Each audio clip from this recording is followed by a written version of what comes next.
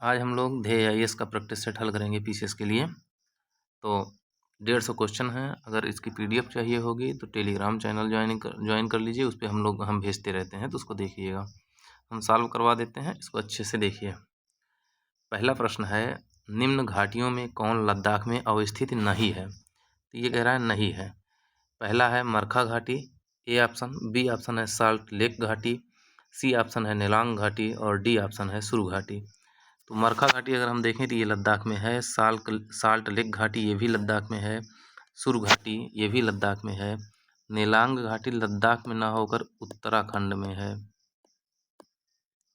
तो हमारा C option यहाँ पे सही हो जाएगा। 2 नंबर देखते हैं, भारत के उपराष्ट्रपति के संदर्भ में निम्न में से कौन सा कथन असत्य है? इसमें भी असत्य छांटना है। पहला ऑप्शन है ए, उपराष्ट्रपति का पद देश का दूसरा सर्वोच्च पद होता है। बी ऑप्शन है उपराष्ट्रपति का पद अमेरिका के राष्ट्रपति की तर्ज पर बनाया गया है। सी ऑप्शन है उपराष्ट्रपति के निर्वाचक मंडल में संसद के केवल निर्वाचित सदस्य भाग लेंगे। और डी ऑप्शन है राष्ट्रपति व उपराष्ट्रपति दोनों की चुनाव प्रक्रिया समान है। इसमें असत्य देखना है तो उपराष्ट्रपति का देश का दूसरा सर्वोच्च पद है, ये सही है, क्योंकि पहला पद राष्ट्रपति का होता है और दूसरा उपराष्ट्रपति का होता है, तो ये सही है। उपराष्ट्रपति का पद अमेरिका के उपराष्ट्रपति के तर्ज पर बनाया है, ये सही है, अमेरिका की ही तरह है। उपराष्ट्रपति के निर्वाचक मंडल में केवल शब्द नहीं है भैया, निर्वाचित के साथ साथ मनोनीत भी भाग लेते हैं। मनोनीत सदस्य भी शामिल होते हैं इसके निर्वाचक मंडल में, तो यही सही हो जाएगा। अगला प्रश्न अगर हम देखें, तीसरा, निम्नलिखित कथनों पर विचार कीजिए। पहला कथन है, राष्ट्रीय आय की गणना राष्ट्रीय सांख्यिकी कार्यालय द्वारा की जाती है। दूसरा कथन है, राष्ट्रीय सांख्यिकी कार्यालय भारत सरकार के वित्त मंत्रालय के अधीन कार्य करता है। उपरोक्त कथनों में से कौन सा सत्य है? ऑप्शन ए है केवल एक, ऑप्शन बी है केवल दो, ऑप्शन सी है एक व दो दोनों, ऑप्शन डी है ना तो एक ना ही दो। तो अगर कथन देखें तो राष्ट्रीय आय की गणना राष्ट्रीय सांख्यिकी कार्यालय द्वारा की जाती है, बिल्कुल सही बात है। और राष्ट्रीय सांख्यिकी कार्यालय भारत के वित्त मंत्रालय के अधीन काम करता है, तो ये गलत है। ये राष्ट्रीय सांख्यिकी कार्यालय वित्त मंत्रालय के अधीन काम ना करके ये काम करता है सांख्यिकी एवं कार्यक्रम मंत्रालय के कार्यालय। ये काम करता है सांख्यिकी एवं कार्यक्रम कार्यान्वयन मंत्रालय के अधीन। तो ये हमारा दूसरा वाला गलत हो गया, पहला सही, ऑप्शन ए सही हो जाएगा। चौथा क्वेश्चन देखते हैं, गोंडवाना क्रम की चट्टानों के परिप्रेक्ष्य में निम्नलिखित कथनों पर विचार कीजिए। पहला कथन है, गोंडवाना क्रम की चट्टानों का निर्माण कार्बोनिफेरस से जुरासिक युग के मध्य हुआ है। दूसरा कथन है, इस चट्टानों में जीवों के अवशेष प्राप्त नहीं होते। तीसरा कथन है, इसका विस्तार दामोदर घाटी, महानदी घाटी, राजमहल, सतपुड़ा, महादेव पहाड़ी प्रदेशों में तथा कश्मीर के दार्जिलिंग, सिक्किम और असम में पाया जाता है। उपरोक्त में से सही कथन चुनना है। ए ऑप्शन है 1 और 3, बी ऑप्शन है केवल 3, सी ऑप्शन है 2 और 3, डी ऑप्शन है उपयुक्त सभी। तो गोंडवाना क्रम की जो चट्टानें हैं इनका निर्माण भैया कार्बोनिफेरस से जुरासिक युग के मध्य हुआ है, ये सही बात है। इन चट्टानों में जो ये बनता है कोयला बनता है, ये जीवों के अवशेष होते हैं इसमें, तो ये जो दिखाया है नहीं होता, तो ये कथन गलत हो जाएगा। और तीसरा है, इनका विस्तार दामोदर घाटी, महानदी घाटी, राजमहल, सतपुड़ा, महादेव और कश्मीर के दार्जिलिंग, सिक्किम, असम में पाया जाता है, तो ये बिल्कुल सही बात है। 1, 3 सही हो जाएगा, हमारा ए ऑप्शन सही हो जाएगा। पांचवा क्वेश्चन देखते हैं, विषुव वह स्थित है जब। ए ऑप्शन है सूर्य की किरणें कर्क रेखा पर लंबवत पड़ती हैं। बी ऑप्शन है सूर्य की किरणें मकर रेखा पर लंबवत पड़ती हैं। सी ऑप्शन है सूर्य की किरणें विषुवत रेखा पर लंबवत पड़ती हैं। और डी ऑप्शन है इनमें से कोई नहीं। तो हम देखें, जब सूर्य की किरणें कर्क रेखा पर पड़ती हैं तो उसको कर्क संक्रांति कहते हैं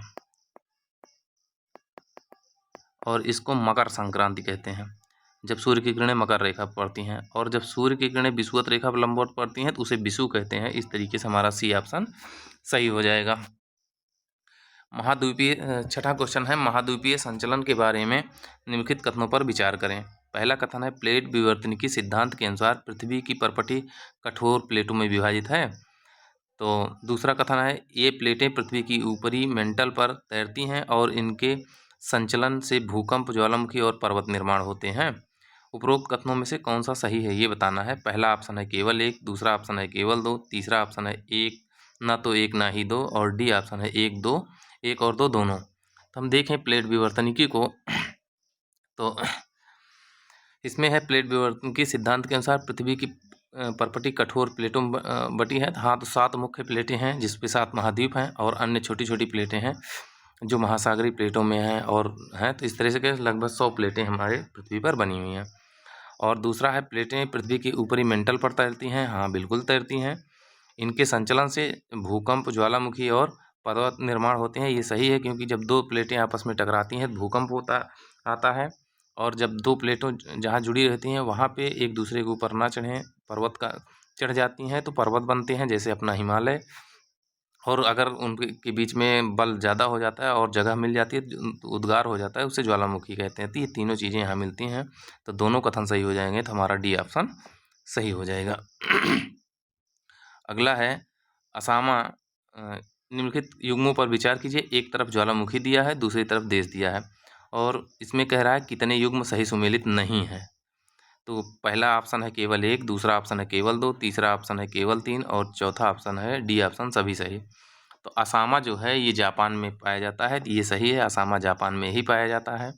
सबन काया जो होता है ये पेरू में ही पाया जाता है। कोलिमा जो है ये इंडोनेशियम नहीं पाया जाता, ये पाया जाता है मैक्सिको में। और क्राकाटोआ ये इंडोनेशिया में पाया जाता है। 3 और 4 ये गलत हो गए, पहला दूसरा सही, मतलब 2 कथन सही हैं, तो केवल 2 सही हो जाएगा। इसका बी ऑप्शन सही हो जाएगा। अगला प्रश्न देखते हैं, 8वां नंबर। निम्नलिखित कथनों पर विचार कीजिए। निम्नलिखित कथनों पर विचार कीजिए।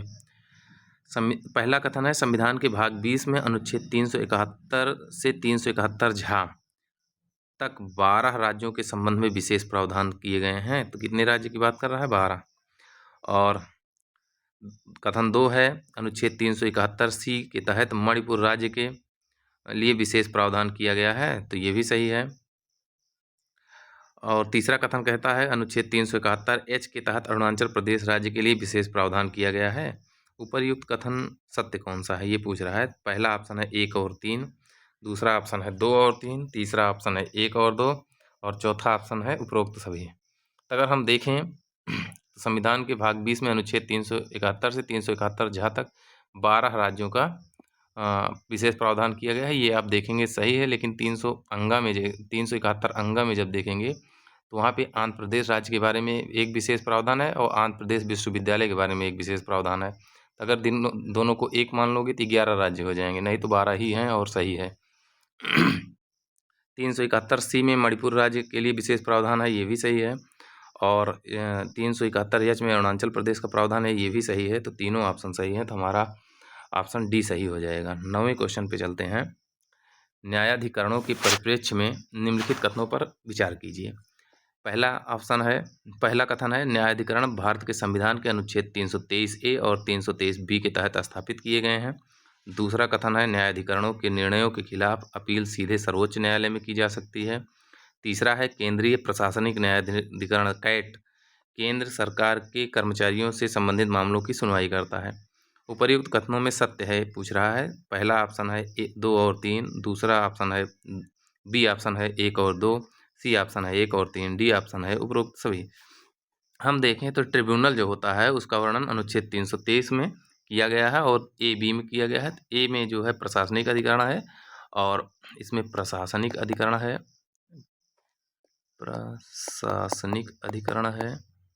और इसमें अन्य है, तो ये बात एकदम सही है।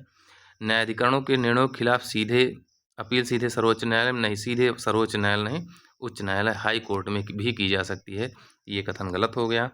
तीसरा कैट जो है केंद्र कर्मचारियों संबंधित मामलों को सुनवाई करता है, ये सही बात है। तो 1 और 3 सही हो जाएगा, हमारा सी ऑप्शन सही हो जाएगा।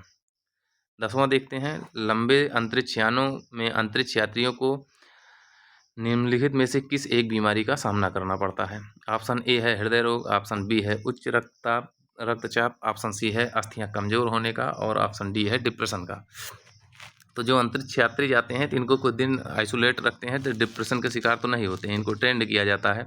इनका हृदय रोग के भी रोगी नहीं होंगे, इनका बीपी भी नहीं बढ़ता। होता क्या है कि वहाँ गुरुत्वाकर्षण जो गुरुत्वाकर्षण बल का मान है उसका मान शून्य या बहुत कम होता है, जिससे हमारी हड्डियाँ जो कैल्शियम कार्बोनेट की बनी होती हैं वो उसमें छिद्र पोर्स बन जाते हैं और कमज़ोर होने लगती हैं।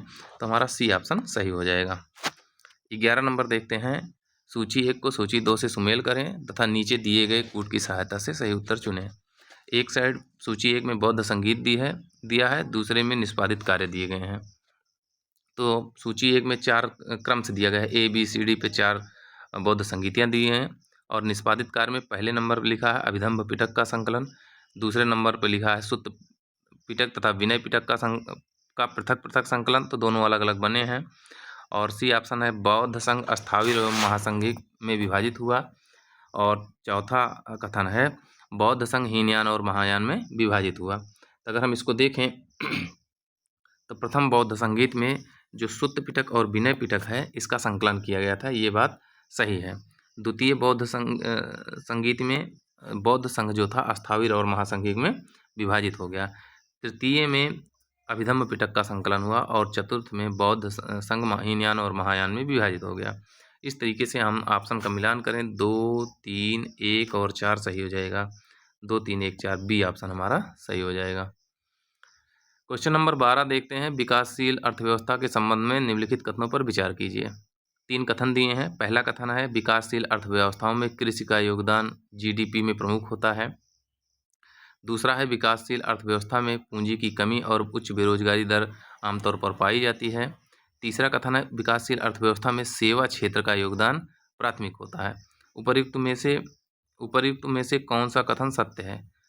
ए ऑप्शन है 1 और 2, बी ऑप्शन है 2 और 3, सी ऑप्शन है 1 और 3, डी ऑप्शन है उपर्युक्त सभी। तो आप जानते हैं विकासशील जो देश होते हैं उसमें कृषि प्रमुख भूमिका निभाती है, जिसका GDP में प्रमुख योगदान होता है, ये सही है। और दूसरा है जो विकासशील देश होते हैं उसमें व्यक्ति के पास पूंजी की कमी होती है, जिससे वो निवेश नहीं कर पाता और बेरोजगारी दर भी आमतौर पर ज़्यादा पाई जाती है, क्योंकि सभी लोग कृषि कार्य में ही लगे होते हैं, उद्योगों की स्थापना कम हुई होती है। तो ये भी सही बात है। विकासशील अर्थव्यवस्था में सेवा क्षेत्र का योगदान जो होता है ये विकसित अर्थव्यवस्था की खासियत है, ना कि विकासशील। तीसरा गलत हो जाएगा। 1 और 2 सही, मतलब हमारा ऑप्शन ए सही हो जाएगा। अगला प्रश्न चलते हैं 13 नंबर पे। 13 नंबर है जैव विविधता अधिनियम 2010 के संदर्भ में निम्नलिखित कथनों पर विचार कीजिए। 2010 की बात कर रहा है। 3 कथन है। पहला है यह अधिनियम भारत में जैव विविधता के संरक्षण और उसके उपयोग से संबंधित प्रबंधन के लिए कानूनी ढांचा प्रदान करता है। दूसरा कथन है इस अधिनियम के तहत बायो प्रोस्पेक्टिंग गतिविधियों के लिए एक राष्ट्रीय बायोडाइवर्सिटी प्राधिकरण स्थापित किया गया है, जिसको NBA कहते हैं। और तीसरा है यह अधिनियम केवल भारतीय प्रजातियों के लिए सुरक्षा के लिए लागू हुआ है और विदेशी प्रजातियों के लिए नहीं। उपर्युक्त में से कौन सा कथन सत्य पूछ रहा है? ऑप्शन ए है 2 और 3, ऑप्शन बी है 1 और 3, ऑप्शन सी है 1 और 2 और ऑप्शन डी है उपर्युक्त सभी। हम इसमें देखें तो जैव विविधता अधिनियम 2010 जो है वो भारत में जैव विविधता के संरक्षण की बात करता है और उसके प्रबंधन के लिए कानूनी ढांचे के निर्माण की बात करता है। पहला कथन सही है। दूसरे कथन में भी बायो प्रॉस्पेक्टिंग गतिविधियों के लिए राष्ट्रीय बायोडाइवर्सिटी प्राधिकरण की स्थापना की बात करता है, इनको सुरक्षा रखने के लिए, तो ये भी सही है। और जो भारतीय जैव विविधता नियम है इसमें केवल भारतीय प्रजातियां नहीं हैं, इसमें भारतीय के साथ साथ विदेशी प्रजातियों को भी शामिल किया गया है। तो तीसरा कथन गलत हो जाएगा। तो 1, 2 सही हो जाएगा, मतलब हमारा ऑप्शन सी सही हो जाएगा। 14 क्वेश्चन देखते हैं। 14 नंबर सूची 1 को सूची 2 से सुमेल कीजिए तथा नीचे दिए गए कोड की सहायता से सही उत्तर चुनिए। आप लोग मिलाइए तब तक हम पढ़ते हैं। एक साइड वन का प्रकार दिया है, दूसरी साइड प्रदेश दिया है। वन के प्रकार में अल्पाइन दिया है ए पे, बी पे पतझड़ वन दिया है, सी पे उष्णकटिबंधीय वन दिया है, डी पे कच्छ वनस्पति दिया है। और प्रदेश साइड में 1 नंबर वो सुंदरवन, 2 नंबर पे राजस्थान, 3 नंबर पे साइलेंट वैली, 4 नंबर पे अरुणाचल प्रदेश। तो अल्पाइन वन जो वे होते हैं जो ऊंचाइयों पे पाए जाते हैं और ठंडे क्षेत्रों में पाए जाते हैं, तो उनको अल्पाइन वन कहते हैं। तो अब इसमें सबसे ऊंचाई कौन मिलेगा? तो आपको मिल जाएगा अरुणाचल प्रदेश। पतझड़ वन जो होते हैं ये उष्णकटिबंधीय क्षेत्रों में पाए जाते हैं, जो गर्मियाँ आने से पहले अपनी पत्तियों को गिरा देते हैं। तो ऐसे वन हमको कहाँ मिल जाएंगे? पतझड़ वन राजस्थान मिल जाएंगे। और उष्णकटिबंधीय वन वो होते हैं जो सदाहरित टाइप में होते हैं, वर्षा की मात्रा अधिक होती है, तो ये साइलेंट वैली में पाए जाते हैं। कच्छ वनस्पतियाँ वे वनस्पतियाँ होती हैं जो खारे और मृदु जल के मिलन स्थानों पे जन्म लेती हैं और जैव विविधता की प्रचुर होती हैं। तो इनको ये कहाँ पाई जाती हैं? सुंदरवन में पाई जाती हैं। पश्चिम बंगाल और बांग्लादेश में फैला हुआ है। जहाँ पे नदी जल और समुद्र का जल मिलता है तो वहाँ पे खारापन कम रहता है और मृदु जल भी हल्का खारा हो जाता है, तो ये पाया जाता है। इस तरीके से ऑप्शन का मिलान करें, 4 2 3 1, 4 2 3 1 हमारा ए ऑप्शन सही हो जाएगा। अगले क्वेश्चन चलते हैं 15 नंबर पे। गिनी गुणांक की बात कर रहा है।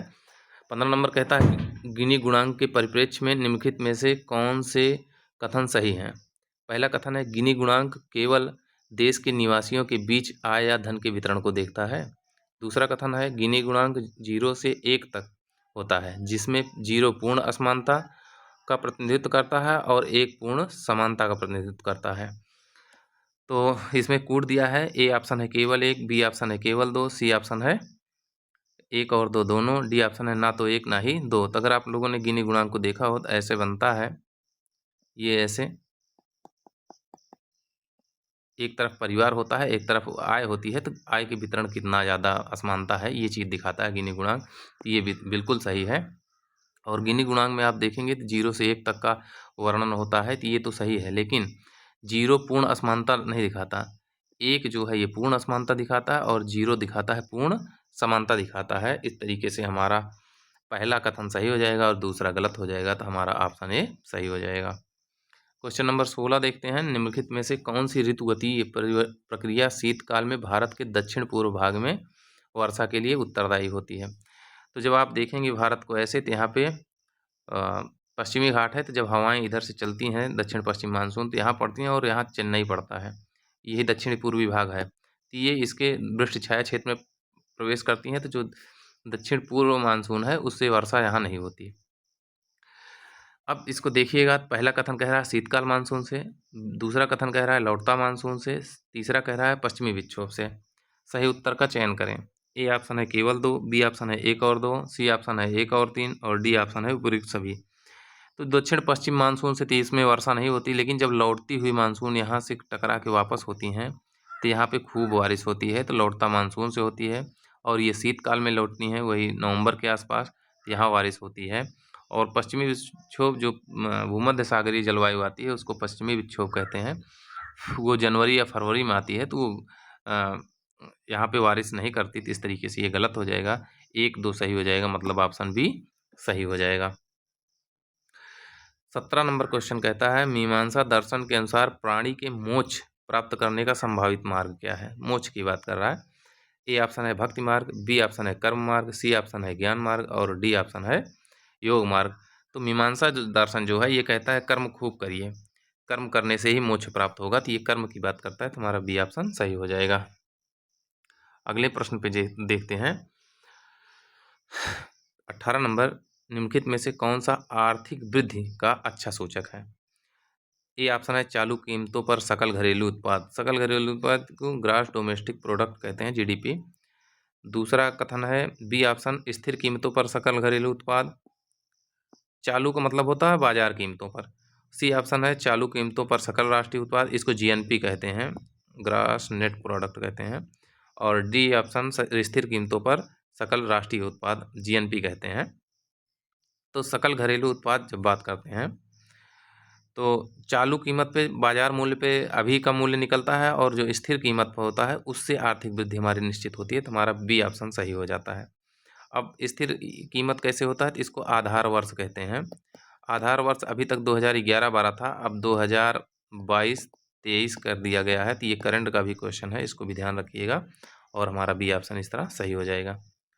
क्वेश्चन नंबर 19 देखते हैं। वर्ष 1922 में सविनय अवज्ञा जांच समिति की स्थापना की गई। इस समिति के अध्यक्ष थे, ये पूछ रहा है। पहला ऑप्शन है वल्लभ भाई पटेल, बी ऑप्शन है सी राजगोपालाचारी, सी ऑप्शन है हकीम अजमल खां और डी ऑप्शन है मोतीलाल नेहरू। इस प्रश्न को अगर हम देखें, इसमें हकीम अजमल खां अध्यक्ष थे, और जो ये दिए हैं मोतीलाल नेहरू ये सदस्य थे, अंसारी सदस्य थे, विट्ठल भाई पटेल सदस्य थे, और रंगा, कस्तूरी रंगा ये सदस्य थे, तो अध्यक्ष ये थे, तो इस तरह से हमारा ऑप्शन सी सही हो जाएगा। अब 20 नंबर देखते हैं, निम्नलिखित में से किसकी रचना मूलतः ऋग्वेद पर आधारित है? ए ऑप्शन है सामवेद, बी ऑप्शन है यजुर्वेद, सी ऑप्शन है अथर्ववेद और डी ऑप्शन है मुंडकोपनिषद। हम देखें तो जो सामवेद है इसमें 75 मंत्र हैं, 1875 मंत्र हैं, और उसमें से अगर हम 99 मंत्रों को माइनस कर दें तो जो बच रहे हैं ये टोटल ऋग्वेद से लिए गए हैं, तो हमारा ऑप्शन ए सही हो जाएगा। 21 नंबर क्वेश्चन कहता है पोटेशियम परमैंगनेट का प्रयोग किन किन क्षेत्रों में किया जाता है? कूट के माध्यम से सही उत्तर दें। इसको पोटेशियम परमैंगनेट को लाल दवा भी कहते हैं, आप लोगों ने सुना होगा, लाल दवा भी कहते हैं। ये कुओं में डाली जाती थी। अभी देखते हैं। पहला कथन है उद्योगों तथा प्रयोगशाला में ऑक्सीकारक के रूप में ऑक्सीडेंट के रूप में प्रयोग होता है। दूसरा कथन है कुएं के पानी को कीटाणु मुक्त करने के लिए। तीसरा है संक्रमण रोधी के लिए और चौथा है कपड़ों को रंगहीन बनाने के लिए। कूट देखें तो पहला ऑप्शन है 1, 2 और 3, दूसरा ऑप्शन है 2, 3 और 4, तीसरा ऑप्शन है 1 और 2, चौथा ऑप्शन है 1, 2, 3 और 4। ये जो है ऑक्सीकारक के रूप में प्रयोग होता है, सही है। कुएं को कीटाणु मुक्त बनाता है लाल दवा, बिल्कुल सही है। और संक्रमण रोधी है, जीवाणुओं को मार मार के संक्रमण रोधी कर हो जाता है और कपड़े को रंगहीन कर देता है। तो ये चारों ऑप्शन हमारे सही हो जाएंगे। इस तरीके से डी ऑप्शन हमारा सही हो जाएगा। 22 नंबर क्वेश्चन देखते हैं, निम्नलिखित कथनों में कौन असत्य पूछ रहा है? ए ऑप्शन है पांडुआ की अदीना मस्जिद सिकंदर शाह ने बनवाई थी। ये बात हो रही है टोटल बंगाल शासन की, जो सल्तनत के बाद है, आप जाके देख लीजिएगा, वहाँ दिया है पश्चिम बंगाल में जो शासन हुआ है उसकी बात हो रही है। पांडुआ की अदीना मस्जिद सिकंदर शाह ने बनवाया था। दूसरा है छोटा सोना मस्जिद 1493 से 1519 के मध्य हुसैन शाह के शासनकाल में वली मोहम्मद ने बनवाई थी। तीसरा है बड़ा सोना मस्जिद का निर्माण नुसरत शाह मिलता है, नुसरत शाह ने 1526 में पूर्ण करवाया। और डी ऑप्शन है कदम रसूल का निर्माण अहमद शाह ने 1530 में करवाया। हम इसको देखें तो बंगाल शासन संबंधित है, सल्तनत के बाद जो बीच में संक्रमण काल आता है, तो ये सही है। पांडुआ की अदीना मस्जिद सिकंदर शाह ने बनवाया था। छोटा सोना मस्जिद जो है वली मोहम्मद ने हुसैन शाह के समय में बनवाया था, ये भी सही है। बड़ा सोना मस्जिद जो है इसको नुसरत शाह ने बनवाया था, ये भी सही है। कदम रसूल मस्जिद जो है इसको भी नुसरत अहमद शाह ने ना बनवा के नुसरत शाह ने ही बनवाया था, तो ये गलत हो गया हमारा। इस तरीके से हमारा डी ऑप्शन सही हो जाएगा। अगला प्रश्न चलते हैं, आयागपट्ट क्या है? आयागपट्ट से क्या तात्पर्य है? ये क्वेश्चन नंबर 23 है। पहला ऑप्शन है ए मथुरा शैली के अंतर्गत जैन तीर्थंकरों की मूर्तियां जिन पर चौकोर पत्थर की पट्टियों पर बनाई गई हैं उसे कहते हैं। बी ऑप्शन है जैन तीर्थंकर की प्रतिमाओं में खुली छाती पर त्रिभुज के मध्य अंकित कमल पुष्प को कहते हैं। सी ऑप्शन है गांधार कला में निर्मित बुद्ध की प्रतिमाओं पर उत्कीर्णित उत्तरीय वस्त्र को कहते हैं। और डी ऑप्शन है हिंदू धर्म में निर्मित चतुर्भुज विष्णु द्वारा पहने गए दुपट्टे को कहते हैं। तो अगर हम इसको देखें तो ए ऑप्शन जो है मथुरा शैली के अंतर्गत जैन तीर्थंकरों की मूर्तियां जिन पर चौकोर पत्थर की पट्टियों पर बनी हैं उसे कहते हैं। तो यही ऑप्शन ए हमारा सही हो जाएगा और तीनों गलत हो जाएंगे। अगले प्रश्न पे चलते हैं, 23 नंबर के बाद 24 नंबर पे। निम्नलिखित में से किस एक संवैधानिक उपबंध में संशोधन संसद के साधारण बहुमत द्वारा नहीं होता? साधारण बहुमत की बात कर रहा है। पहला ऑप्शन है ए 5वीं अनुसूची अनुसूचित क्षेत्रों एवं अनुसूचित जनजातियों का प्रशासन। दूसरा ऑप्शन है बी 6ठी अनुसूची जनजातीय क्षेत्रों का प्रशासन। सी ऑप्शन है 7वीं अनुसूची से संबद्ध कोई विषय। और डी ऑप्शन है दूसरी अनुसूची से। तो हम जानते हैं जो 7वीं अनुसूची है ये केंद्र राज्य संबंध से संबंधित है, केंद्र राज्य संबंध से, और इसमें संशोधन करना होगा तो साधारण बहुमत से नहीं होगा, विशेष बहुमत से होगा। और आधे से अधिक राज्यों की भी जरूरत पड़ सकती है कुछ विषयों पे, तो हमारा सी ऑप्शन सही हो जाएगा।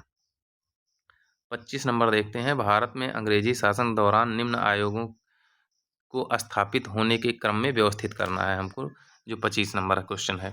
इसमें देखते हैं मैकडोनाल्ड जो कमीशन है ये सबसे पहले बना है 1899 से 1900 के बीच, पहला हो गया। दूसरा है फर्स्ट इंडियन कमीशन जो है 1916 में बना है। और फर्स्ट फिस्कल कमीशन जो है 1919 में बना है। तो हम इस तरीके से देखें तो 2 3 1 2 3 1 हमारा बी ऑप्शन सही हो जाएगा। क्वेश्चन नंबर 26 देखते हैं। ग्रीन हाउस गैस के संदर्भ में निम्नलिखित में से कौन सा कथन असत्य है? असत्य पूछा है। पहला है वायुमंडल, ए ऑप्शन, वायुमंडल में कार्बन डाइऑक्साइड द्वारा इंफ्रारेड, IR की बात कर रहा है, इंफ्रारेड विकिरण शेष शोषण के फलतः वायुमंडल का तापमान बढ़ना। दूसरा कथन है 1824 में जोसेफ फोरियर ने ग्रीन हाउस गैसों की परिकल्पना की थी। सी ऑप्शन है ग्रीन हाउस प्रभाव में सर्वाधिक योगदान जलवाष्प का है। और डी ऑप्शन है sulphur dioxide green house gas है। इसको हम देखें तो जो इंफ्रारेड है ये तापमान को बढ़ाती है, सही है। और जोसेफ फोरियर ने ही ग्रीन हाउस गैसों की परिकल्पना की थी 1824 में, ये भी सही है। ग्रीन हाउस प्रभाव में सर्वाधिक योगदान जो होता है वो जलवाष्प का होता है, इसके बाद CO2 का होता है, इसके बाद मीथेन का होता है। तो इस तरह से क्रम है, तो ये भी सही बात है। सल्फर डाइऑक्साइड जो होती है ये भट्टों की चिमनियों से निकलती है और इससे अम्ल वर्षा में मुख्य भूमिका निभाती है। तो हमारा डी ऑप्शन गलत हो जाएगा और यही सही होगा। 27 नंबर में 2 सूचियाँ दी हैं और सूची 1 को सूची 2 से सुमेल करना है। इसमें दिया हुआ है कि मिलान करिए। तो एक तरफ दिया है ABCD Panchet series, champion series, Raialo series और बिजवार सीरीज। दूसरी तरफ दिया है 1 नंबर सोना, 2 कोयला, 3 नंबर बहुमूल पत्थर व रत्न और 4 नंबर संगमरमर। तो जो पंचेत सीरीज है भैया ये कोयला से संबंधित है और जो चैंपियन सीरीज है ये सोना से संबंधित है और रियातो सीरीज जो है ये संगमरमर संबंधित है और बिजवार समेत बहुमूल पत्थर व हीरा संबंधित है। मिलान करते हैं अगर इसका 2 1 4 3 2 1 4 3 हमारा ए ऑप्शन सही हो जाएगा। 28 नंबर देखते हैं। निम्नलिखित में से कौन सा तत्व भारत में मानसून पवनों की दिशा में बदलाव को सबसे अधिक प्रभावित करता है?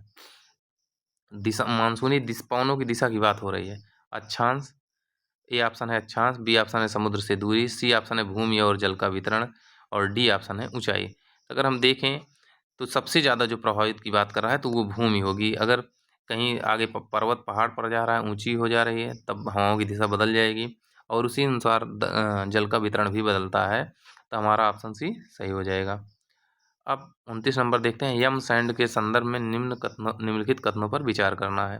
पहला कथन है कंक्रीट में यम सैंड का उपयोग एक हरित संरचनात्मक सामग्री माना जाता है। यम सैंड वही समझ लीजिए जो गारा बनता है, इसका घर बनाने वाला, उसको समझ लीजिए। दूसरा है यम सैंड मुख्यतः सिलिकॉन ऑक्साइड और एल्यूमिनियम ऑक्साइड से बनी होती हैं। उपर्युक्त कथनों में से कौन सही है? ए ऑप्शन है केवल 1, बी ऑप्शन है केवल 2, सी ऑप्शन है 1 और 2 दोनों और डी ऑप्शन है ना तो 1 ना ही 2। तो हम इसको देखें तो यम सैंड मतलब यही जो गारा बनता है, तो इसमें देखिए कंक्रीट पड़ती है और हरित संरचनात्मक सामग्री के लिए उपयोग किया जाता है, सही है। और एम सैंड में सिलिकॉन होती है, बालू होती है और एल्यूमिनियम ऑक्साइड होता है, ये भी सही है, दोनों कथन सही हो जाएंगे। तीसरा देखते हैं। 30 नंबर कहता है कि 30 नंबर कहता है कि ओस के निर्माण के संबंध में निम्नलिखित में से कौन सा सही है, सत्य है? ए ऑप्शन है ओस तब बनती है जब हवा का तापमान हिमांक के नीचे चला जाता है। बी ऑप्शन ओस तब बनती है जब ओस बिंदु हिमांक बिंदु के ऊपर रहता है। सी ऑप्शन ओस केवल तेज हवा की गति वाले क्षेत्रों में बनती है। डी ऑप्शन है ओस का निर्माण तब होता है जब तापमान हिमांक बिंदु पर होता है। तो ओस का तब बनती है जब हवा का तापमान हिमांक के नीचे चला जाएगा, तो इसको ओस नाका के पाला कहते हैं, ये गलत है। और ओस तब बनती है जब ओस का बिंदु हिमांक बिंदु के ऊपर रहता है, हाँ तो ये सही है, मतलब बी ऑप्शन सही हो जाएगा। ओस केवल तेज हवा की गति में बनती है, तेज हवा चलेगी तो वाष्पन हो जाएगा, ओस नहीं बन पाएगी, गलत है। और ओस का निर्माण तब होता है जब हिमांक के बिंदु पर हो जाएगा, तब भी वो पाला टाइप में बन जाएगी, तो ये भी गलत हो जाएगा। तो हमारा बी ऑप्शन सही है। 31 नंबर देखते हैं। फास्फोरस चक्र के संदर्भ में निम्नलिखित कथनों पर विचार कीजिए। पहला कथन है चट्टानें फास्फोरस का भंडार होती हैं। तो फास्फोरस जो होता है वो चट्टानों में होता है, ये तो सही है। दूसरा देखते हैं। फास्फोरस का आदान प्रदान मुख्य रूप से जीवों और पर्यावरण के बीच श्वसन के माध्यम से होता है। उपर्युक्त कथनों में से कौन सही है? ए ऑप्शन है केवल 1, बी ऑप्शन है केवल 2, सी ऑप्शन है 1 और 2 दोनों और डी ऑप्शन है ना तो 1 ना ही 2।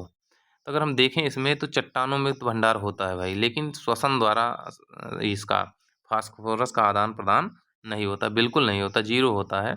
आप सांस में देखिएगा सबसे ज़्यादा जब हम हवा लेते हैं तो उसमें कार्बन डाइऑक्साइड होती है, नाइट्रोजन होता है और ऑक्सीजन होती है, फास्फोरस नहीं होता। दूसरा कथन गलत हो जाएगा, ए ऑप्शन सही हो जाएगा, केवल एक। क्वेश्चन नंबर 32 देखते हैं, निम्न में से कौन सी प्रक्रिया ऊष्माक्षेपी अभिक्रिया है? का उदाहरण है। अगर ऊष्माक्षेपी का मतलब होता है कि ऐसी अभिक्रिया जिसमें ऊष्मा बाहर निकले, अभिक्रिया के बाद बाहर निकले, और उस जिसमें अभिक्रिया के बाद ऊष्मा अवशोषित होती है उसको कहते हैं ऊष्माशोषी। इसमें ऊष्माक्षेपी की बात कर रहा है। तो पहला कथन है बादलों में बर्फ का बनना, दूसरा कथन है पानी का भाप में बदलना, और तीसरा कथन है लोहे में जंग लगना। नीचे दिए गए कोड का प्रयोग कर उत्तर चुनिए। ए ऑप्शन है केवल 3, बी ऑप्शन है केवल 1 और 2, सी ऑप्शन है केवल 1 और 3, डी ऑप्शन है 1, 2 और 3। हम देखें बादलों में बर्फ का बनना, तो बर्फ जब बनती है तो ये बादलों से ऊष्मा को छोड़ती है, वो छोड़ देती है। देखिएगा ये बर्फ है, ये पानी है, और उसके बाद इसको कर दीजिए वाष्प कर दीजिए, ठीक। तो हम इसको अगर देखें 32 नंबर को, तो इसमें बादलों में जब बर्फ बनती है तो ये ऊष्मा छोड़ती है, ये सही है। और पानी का भाप में बदलना, पानी जब भाप में बदलता है तो वाष्प जब बदलने लगता है तो ये पानी से ऊर्जा को लेकर ऊपर उड़ जाती है, तो ये गलत हो गया। और सी ऑप्शन है लोहे में जंग लगना, इसमें भी ऊष्मा क्षेपित होती है। तो हमारा 1 और 3 सही हो जाएगा, मतलब सी ऑप्शन सही हो जाएगा। 33 नंबर क्वेश्चन में देखते हैं, निम्नलिखित में से कौन से विकिरण प्रकार विकिरण प्रदूषण के स्रोत माने जाते हैं? इसमें विकिरण ऊर्जा मतलब सूर्य का प्रकाश जो आता है वो विकिरण ऊर्जा के रूप में आता है, तो उसके प्रदूषण के स्रोत माने गए हैं। कौन कौन से हैं? पहला है ब्रह्मांडीय विकिरण, दूसरा है परावैंगनी विकिरण, तीसरा है परमाणु हथियार, और चौथा है रेडियोधर्मी पदार्थों का उत्खनन। नीचे दिए गए कोड का प्रयोग कर उत्तर चुनना है। ए ऑप्शन है 3 और 4, बी ऑप्शन है 2 और 3, सी ऑप्शन है 1 और 4, डी ऑप्शन है 1, 2, 3 और 4। तो हम देखें विकिरण प्रदूषण में, तो ब्रह्मांडीय विकिरण से प्रदूषण होता है, ये सही है। परावैंगनी विकिरण आप जानते हैं ओजोन रोक देती है, नहीं तो हम लोगों को खूब कैंसर हो, ये भी प्रदूषण करता है। परमाणु हथियार देखिए तो हिरोशिमा नागासाकी में गिरा था, आज तक लोग विकलांग हो रहे हैं, तो ये भी नुकसान करता है, प्रदूषण करता है। और रेडियोधर्मी पदार्थों खनन में भी रेडियोधर्मी ये किरणें निकलती हैं, इससे भी प्रदूषण होता है। इस तरीके से हमारे चारों ऑप्शन सही हो जाएंगे और डी ऑप्शन सही हो जाएगा। मलेरिया के 34 नंबर क्वेश्चन है, मलेरिया के संदर्भ में निम्नलिखित कथनों पर विचार करना है। तो पहला है मलेरिया जीवाणु संक्रमण के कारण होता है। दूसरा है मलेरिया संचरण का मुख्य वाहक एडीज मच्छर है। और तीसरा है टीकों के अभाव में मलेरिया का इलाज संभव नहीं है। उपयुक्त में से कौन सा कथन सही पूछ रहा है? ए ऑप्शन है केवल 1, बी ऑप्शन है केवल 2, सी ऑप्शन है केवल 3 और डी ऑप्शन है कोई नहीं। तो हम देखते हैं तो जो मलेरिया होता है जीवाणु से नहीं होता, प्लाज्मोडियम नामक प्रोटोजोआ होता है, प्लाज्मोडियम से होता है। ये हो गया, गलत हो गया। दूसरा है एडीज नहीं, मादा एनाफिलिस से होता है, मादा एनाफिलिस से होता है, तो ये भी गलत हो गया। और मलेरिया जो है इसकी दवा बनी है, और नॉर्मली तो सिनकोना की छाल से, सिनकोना की छाल से बनता है, तो ये भी गलत हो गया। तो हमारे तीनों कथन गलत हो गए और इस तरीके से सी ऑप्शन सही हो जाएगा। अगला प्रश्न है, निम्नलिखित में विचार कीजिए। 1 नंबर आर्मेनिया, 2 अजरबैजान, 3 जॉर्जिया, 4 रूस और 5 तुर्की हैं। तो इसमें पूछ रहा है उपरयुक्त में से कितने देश काकेशस पर्वत क्षेत्र में आते हैं? तो स्थित हैं। ए ऑप्शन है केवल 2, बी ऑप्शन है केवल 3, सी ऑप्शन है केवल 4, डी ऑप्शन है सभी 5। तो आप जब देखेंगे तो ऐसे है, तो यहाँ पे देखेंगे जॉर्जिया, आर्मेनिया, अजरबैजान, रूस और तुर्की यहाँ मिल जाएगा। इस तरीके से देखेंगे तो हमारा सभी पाँचों हैं, तो सभी सही हो जाएंगे। आप मैपिंग देखिएगा, मैपिंग की एक 4-5 हर महाद्वीप की एक वीडियो हम बनाने वाले हैं बहुत जल्द, देखिएगा उसको आप लोग। 36 नंबर क्वेश्चन देखते हैं, निम्नलिखित में से कौन से देश खाड़ी सहयोग परिषद जीसीसी के सदस्य हैं, इसमें पूछा गया है। इसको बताने से पहले आप एक देख लीजिएगा, जो लाल सागर है और फारस की खाड़ी के बीच जो देश हैं, इन्हीं को गिन लीजिएगा। तो ये लगभग वही देश आ जाएंगे। ए ऑप्शन है Bahrain, Kuwait, Oman, Qatar, Saudi Arab और संयुक्त अरब अमीरात। दूसरा कथन है B option Bahrain, Kuwait, Oman, Qatar और सऊदी अरब और इराक। तीसरा है Bahrain, Kuwait, Oman, Qatar, Saudi Arab और जॉर्डन। डी ऑप्शन है Bahrain, Kuwait, Oman, Saudi Arab, Qatar और मिस्र। तो जब हम इसको देखते हैं, इसमें देखिए तो ये सब में कॉमन है, केवल इसमें संयुक्त अरब अमीरात, इराक, जॉर्डन और मिस्र हैं।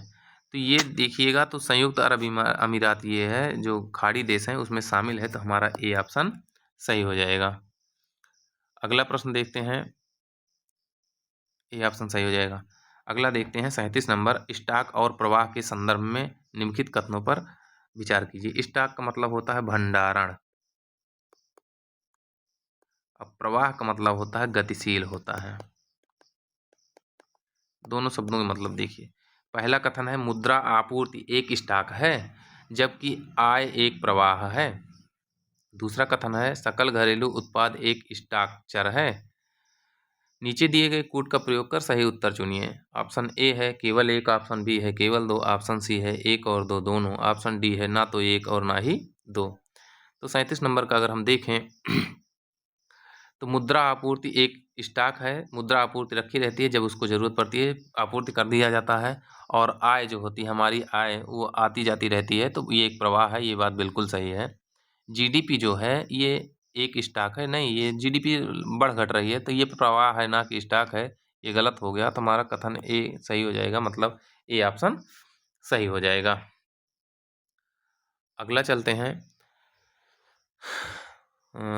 38 नंबर, निम्नलिखित में से कौन सा एकाधिकारवादी बाजार की विशेषताओं को प्रदर्शित करता है। तो इसमें एक चीज़ समझ लीजिएगा, एकाधिकार बहुअधिकार, इसमें क्या होता है, एकाधिकार में क्रेता मतलब खरीदने वाला फायदे में होता है और बहुअधिकार में विक्रेता फायदे में रहता है। मतलब एक दुकान होती है, खरीदने वाले एक वस्तु है, खरीदने वाले कई हैं, तो दुकानदार उसका दाम बढ़ा देगा, तो वो अनेकाधिकार हो जाएगा।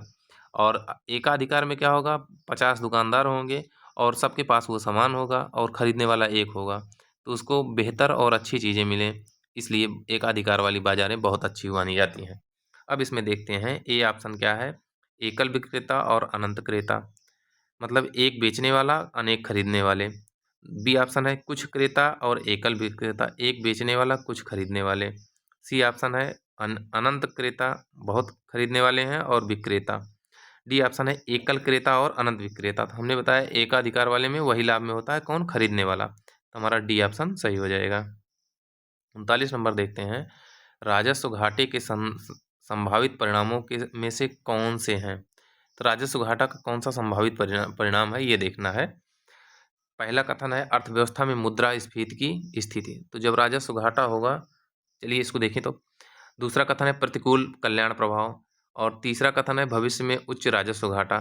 नीचे दिए गए कूट का प्रयोग कर सही उत्तर चुनिए। ऑप्शन ए है 1 और 3, ऑप्शन बी है केवल 2, ऑप्शन सी है 2 और 3, ऑप्शन डी है 1, 2 और 3। तो हम देखें राजस्व घाटा जब होगा व्यक्ति का, तो मुद्रास्फीति बढ़ जाएगी। मतलब मुद्रास्फीति क्या होती है, वस्तु जो होती है, वस्तु इसका मूल्य बढ़ जाता है और मुद्रा जो होती है इसका मूल्य घट जाता है। कैसे, जैसे आप देखिए 10 रुपए में 1 दर्जन केला ले रहे थे, 12 केले मिल रहे थे आपको, ठीक। अब हुआ क्या कि इसका दाम बढ़ गया, 12 का हो गया 15 रुपये प्रति दर्जन हो गया। अब आपको 10 रुपये में 12 केले नहीं मिल रहे हैं, महंगा हो गया। अब आपका मुद्रा जो 10 रुपये पहले 12 केले खरीद सकती थी, अब वो 12 नहीं खरीद पा रही है, अब वो 9 खरीद पा रही है, 8 खरीद पा रही है। इस तरीके से आपकी मुद्रा का मूल्य कम हुआ और वस्तु का मूल्य बढ़ गया, इसको कहते हैं मुद्रास्फीति।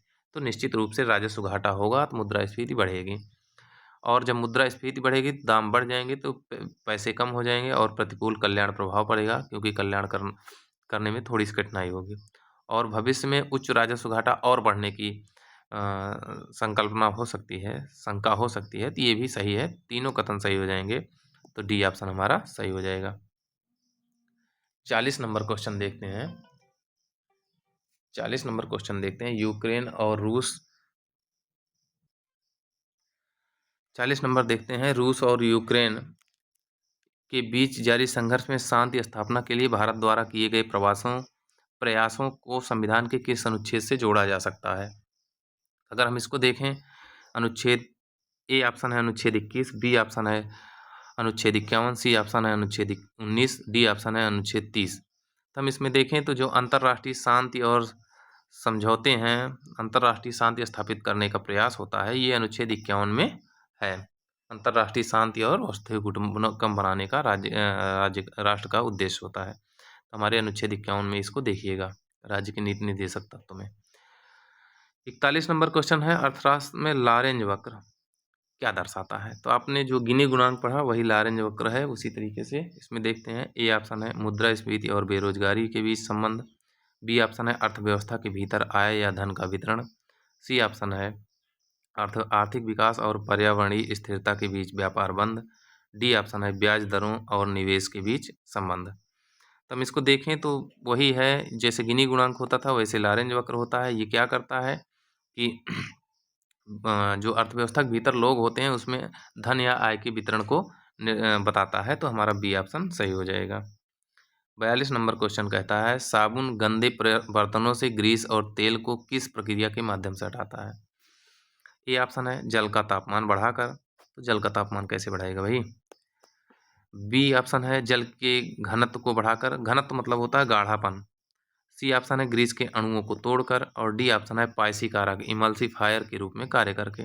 इमल्सिफायर का मतलब होता है जब किसी द्रव में गाढ़े चीज़ें मिलती हैं या ठोस मिलता है तो उसको इमल्सीकरण कहते हैं, जैसे दूध होता है। इसमें अगर हम देखें तो ये जो साबुन है गंदे पानी में मिलाता है तो ये पायसीकरण के द्वारा ही साफ करता है। तो हमारा डी ऑप्शन सही हो जाएगा। 43 नंबर क्वेश्चन है, निम्नलिखित पर विचार कीजिए। कथन 1 है, स्वदेशी आंदोलन के दौरान ब्रिटिश वस्तुओं के बहिष्कार का निर्णय पहली बार 7 अगस्त 1905 को कलकत्ता टाउन हॉल में एक बैठक के दौरान लिया गया।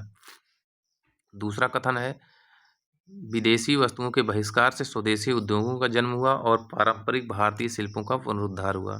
तीसरा कथन है, यह आंदोलन केवल बंगाल तक ही सीमित था और भारत के अन्य क्षेत्रों को प्रभावित नहीं कर सका। उपर्युक्त कथनों में से निम्नलिखित में से कौन सा कथन सही पूछ रहा है? ए ऑप्शन है कि केवल कथन 1 और 2 सही हैं और दोनों कथन 3 की व्याख्या नहीं करते हैं। बी ऑप्शन है केवल कथन 2 और कथन 3 सही है और दोनों कथन 1 की व्याख्या करते हैं। सी ऑप्शन है केवल कथन 1 और कथन 2 सही हैं। डी ऑप्शन है तीनों कथन सही हैं। हम इसको अगर देखें 43 नंबर को, तो इसमें है पहला कथन तो स्वदेशी आंदोलन का जो निर्णय हुआ कलकत्ता के टाउन हॉल में लिया गया था, और ये लिया गया था कब? तो 7 अगस्त को। पहला कथन बिल्कुल सही है। और दूसरा देखते हैं तो विदेशी वस्तुओं के बहिष्कार से राष्ट्रीय स्वदेशी उद्योग जन्म लिए और भारतीय शिल्प का पुनरुद्धार हुआ, ये भी सही है। यह आंदोलन केवल बंगाल तक सीमित रहा। तो हाँ, सीमित तो था, लेकिन इसको बंगाल और बंगाल के बाहर नरम दल वाले इसको बंगाल तक चाहते थे, गरम दल वाले इसको बंगाल के बाहर भी प्रचारित करना चाहते थे। इसी बात को लेकर कांग्रेस का विभाजन भी हुआ था। तो सही तो है ये, लेकिन इन दोनों की व्याख्या नहीं कर पा रहा है, तो इसलिए हमारा कथन ए सही हो जाएगा, ऑप्शन ए सही हो जाएगा। कथन तीनों सही हैं, लेकिन पहले दोनों कथन तीसरे की व्याख्या नहीं कर रहे हैं। 44 नंबर देखते हैं, ग्राम सभा के संदर्भ में निम्नलिखित कथनों पर विचार करना है। पहला कथन है, यह पंचायत क्षेत्र के सभी पात्र मतदाताओं से मिलकर एक ग्राम स्तरीय सभा है। दूसरा कथन है, यह ग्राम स्तर पर उन शक्तियों का प्रयोग कर ऐसे कार्य निष्पादित कर सकती है जो राज्य विधानमंडल द्वारा निर्धारित किए गए हैं। उपर्युक्त कथनों में से कौन सही है? ए ऑप्शन है केवल 1, बी ऑप्शन है केवल 2, सी ऑप्शन है 1 और 2 दोनों, डी ऑप्शन है ना तो 1 ना ही 2। हम देखें तो जो ग्राम सभा होती है पंचायत क्षेत्र पे नहीं होती, ग्राम स्तर पर होती है। तो यही गलत है। अगर यही होता ग्राम सभा के सभी पात्र मतदाताओं से, तब तो ये सही हो जाता। पंचायत क्षेत्र आ गया तो गलत हो गया। दूसरा कथन, ग्राम स्तर पर उन शक्तियों का प्रयोग कर ऐसे कार्य निष्पादित करे जो राज्य विधानमंडल निर्धारित करता है, ये सही है, तो हमारा बी ऑप्शन सही हो जाएगा 44 का। और अगले क्वेश्चन चलते हैं। निम्नलिखित में से कौन सा कथन 1878 के वर्नाकुलर प्रेस एक्ट के मुख्य उद्देश्यों को सबसे अच्छे ढंग से दर्शाता है? तो वर्नाकुलर प्रेस एक्ट क्यों आया था? जो भारतीय समाचार पत्र थे, ये भैया खूब आलोचना कर रहे थे ब्रिटिश साम्राज्य की, उसी के को रोकने के लिए आया था। तो देखते हैं कौन सा ऑप्शन सही होगा। ए ऑप्शन है क्षेत्रीय भाषाओं के प्रकाशन को प्रोत्साहित करना। बी ऑप्शन है अंग्रेजी और स्थानीय भाषा के प्रेस को समान प्रतिनिधित्व देना। सी ऑप्शन है स्थानीय भाषा के प्रकाशनों में सरकार विरोधी भावना को रोकना। और डी ऑप्शन है भारत में विदेशी अखबारों की बिक्री और वितरण नियंत्रित करना। ये सब गलत ही दिख रहे हैं, यही सी ऑप्शन हमारा सही है। 46 नंबर देखते हैं। भारतीय संविधान के संदर्भ में निम्नलिखित में से किनमें भारत में स्थानीय स्वशासन से संबंधित प्रावधान किया गया है? पहला कथन है भाग 9, दूसरा है भाग 3, तीसरा है अनुच्छेद 24, चौथा है भाग 4 और पांचवा है अनुच्छेद 280। हम देखें तो इसमें तो स्थानीय स्वशासन है, ये है। भाग 3 में क्या है? शपथ है, संवैधानिक अधिकारियों की शपथ है। और इसमें क्या है? निर्वाचन आयोग है, निर्वाचन आयोग है। और भाग 4 में देखें तो राज्यसभा का प्रतिनिधित्व है, राज्यों में राज्यसभा का प्रतिनिधित्व है। तो इसमें पंचायतें शामिल होंगी। और इसमें है वित्त आयोग है। तो वित्त आयोग जो होता है राज्यों, पंचायतों और केंद्र में वित्त के बंटवारे को करता है। पहला, चौथा और पांचवा शामिल है, हमारा ए ऑप्शन सही हो जाएगा। 47 नंबर देखते हैं। निम्नलिखित कथनों पर विचार कीजिए।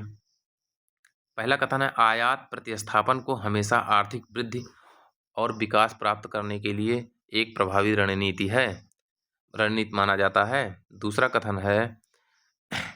कथन है आयात प्रतिस्थापन घरेलू औद्योगिकरण को बढ़ावा दे सकता है, विदेशी आयात पर निर्भरता कम कर सकता है, रोजगार पैदा कर सकता है। उपर्युक्त कथनों में से निम्नलिखित में कौन सही पूछ रहा है? पहला ऑप्शन है कथन 1 और कथन 2 दोनों सही हैं। कथन 2 कथन 1 की व्याख्या करता है। बी ऑप्शन है कथन 1 और कथन 2 दोनों सही हैं तथा कथन 2 कथन 1 की व्याख्या नहीं करता। सी ऑप्शन है कथन 1 सही है किंतु कथन 2 गलत है।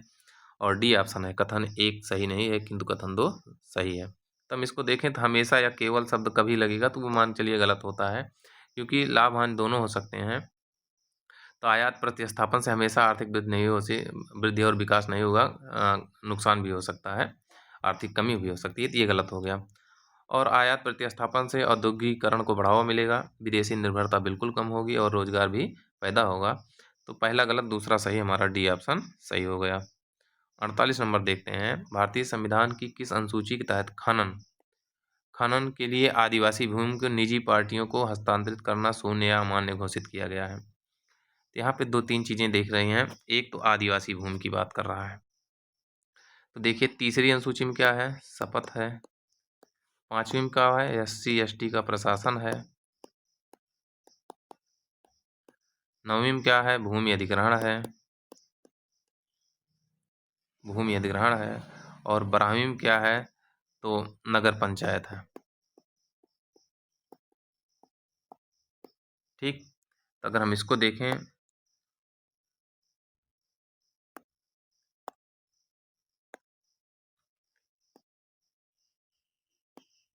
आप सही, इसमें देखें तो बी ऑप्शन सही हो जाएगा।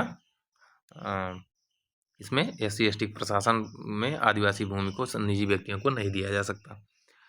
49 नंबर है राज्य के अधीन कोई लाभ का पद है, धारण करने वाला व्यक्ति किसी विदेशी राज्य से कोई उपहार या भुगतान किसकी सहमति से स्वीकार कर सकता है? ए ऑप्शन है भारत सरकार, बी ऑप्शन है विदेश मामलों के मंत्री, सी ऑप्शन है राष्ट्रपति और डी ऑप्शन है भारत के महा वाणिज्य दूतावास।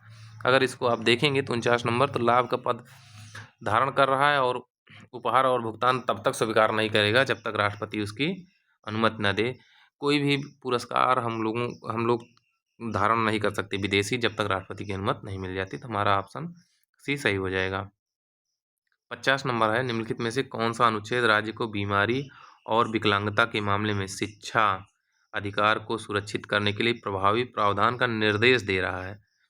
ए ऑप्शन है अनुच्छेद 38, बी ऑप्शन है 41 अनुच्छेद, सी ऑप्शन है अनुच्छेद 45 और डी ऑप्शन है अनुच्छेद 46। तो हम देखें इसको तो 39 में है काम, शिक्षा और रोजगार पाने का अधिकार जो है ये 41 नंबर में है। काम, शिक्षा, रोजगार। इसमें है 0 से 6 वर्ष के बच्चों का शिक्षा और स्वास्थ्य। तो इसके तहत आंगनबाड़ी जो चल रही हैं वो सब चीज़ें हैं, तो हमारा बी ऑप्शन सही हो जाएगा। और देख लीजिएगा अगला आते हैं 51 नंबर। 51 नंबर क्वेश्चन देखते हैं। तो एक तरफ व्यक्ति दिया है, दूसरी तरफ कृति दिया है और कौन सा पूछ रहा है कितने युग्म सुमेलित हैं। पहला ऑप्शन है केवल 1, दूसरा ऑप्शन है केवल 2, सी ऑप्शन है केवल 3 और डी ऑप्शन है सभी 4। तो उद्दंड या उच्छ्रंद जो लिखा है ये मल्लिका मारुत है लिखी, इनकी कृति है, ये सही है। सायण की कृति सुधानिधि है, ये भी सही है। यादव प्रकाश की कृति बैजंती है, ये भी सही है। और भवभूत की कृति मालती माधव, ये भी सही है। तो चारों सही हो जाएंगे, ऑप्शन डी सही हो जाएगा। भूकंप के संदर्भ में हाइपो सेंटर की बात कर रहा है, तो ए ऑप्शन है पृथ्वी की सतह पर वह बिंदु जहां भूकंपीय तरंगे सबसे पहले आती हैं, बी ऑप्शन है वह बिंदु जहां पी और एस तरंगे मिलती हैं, सी ऑप्शन वह बिंदु जहां भूकंप के दौरान ऊर्जा निकलती है और डी ऑप्शन पृथ्वी का वह बिंदु जहां भूकंपीय तरंगे नहीं पहुंचती हैं।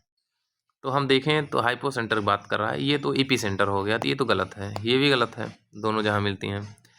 और हाइपो सेंटर मतलब जहाँ ऊर्जा निकलती है, तो 52 का उत्तर देखें हम अगर, तो ये सी वाला सही हो जाएगा। वह स्थान जहाँ से ऊर्जा निकलती है उसी को हाइपो सेंटर कहा जाता है।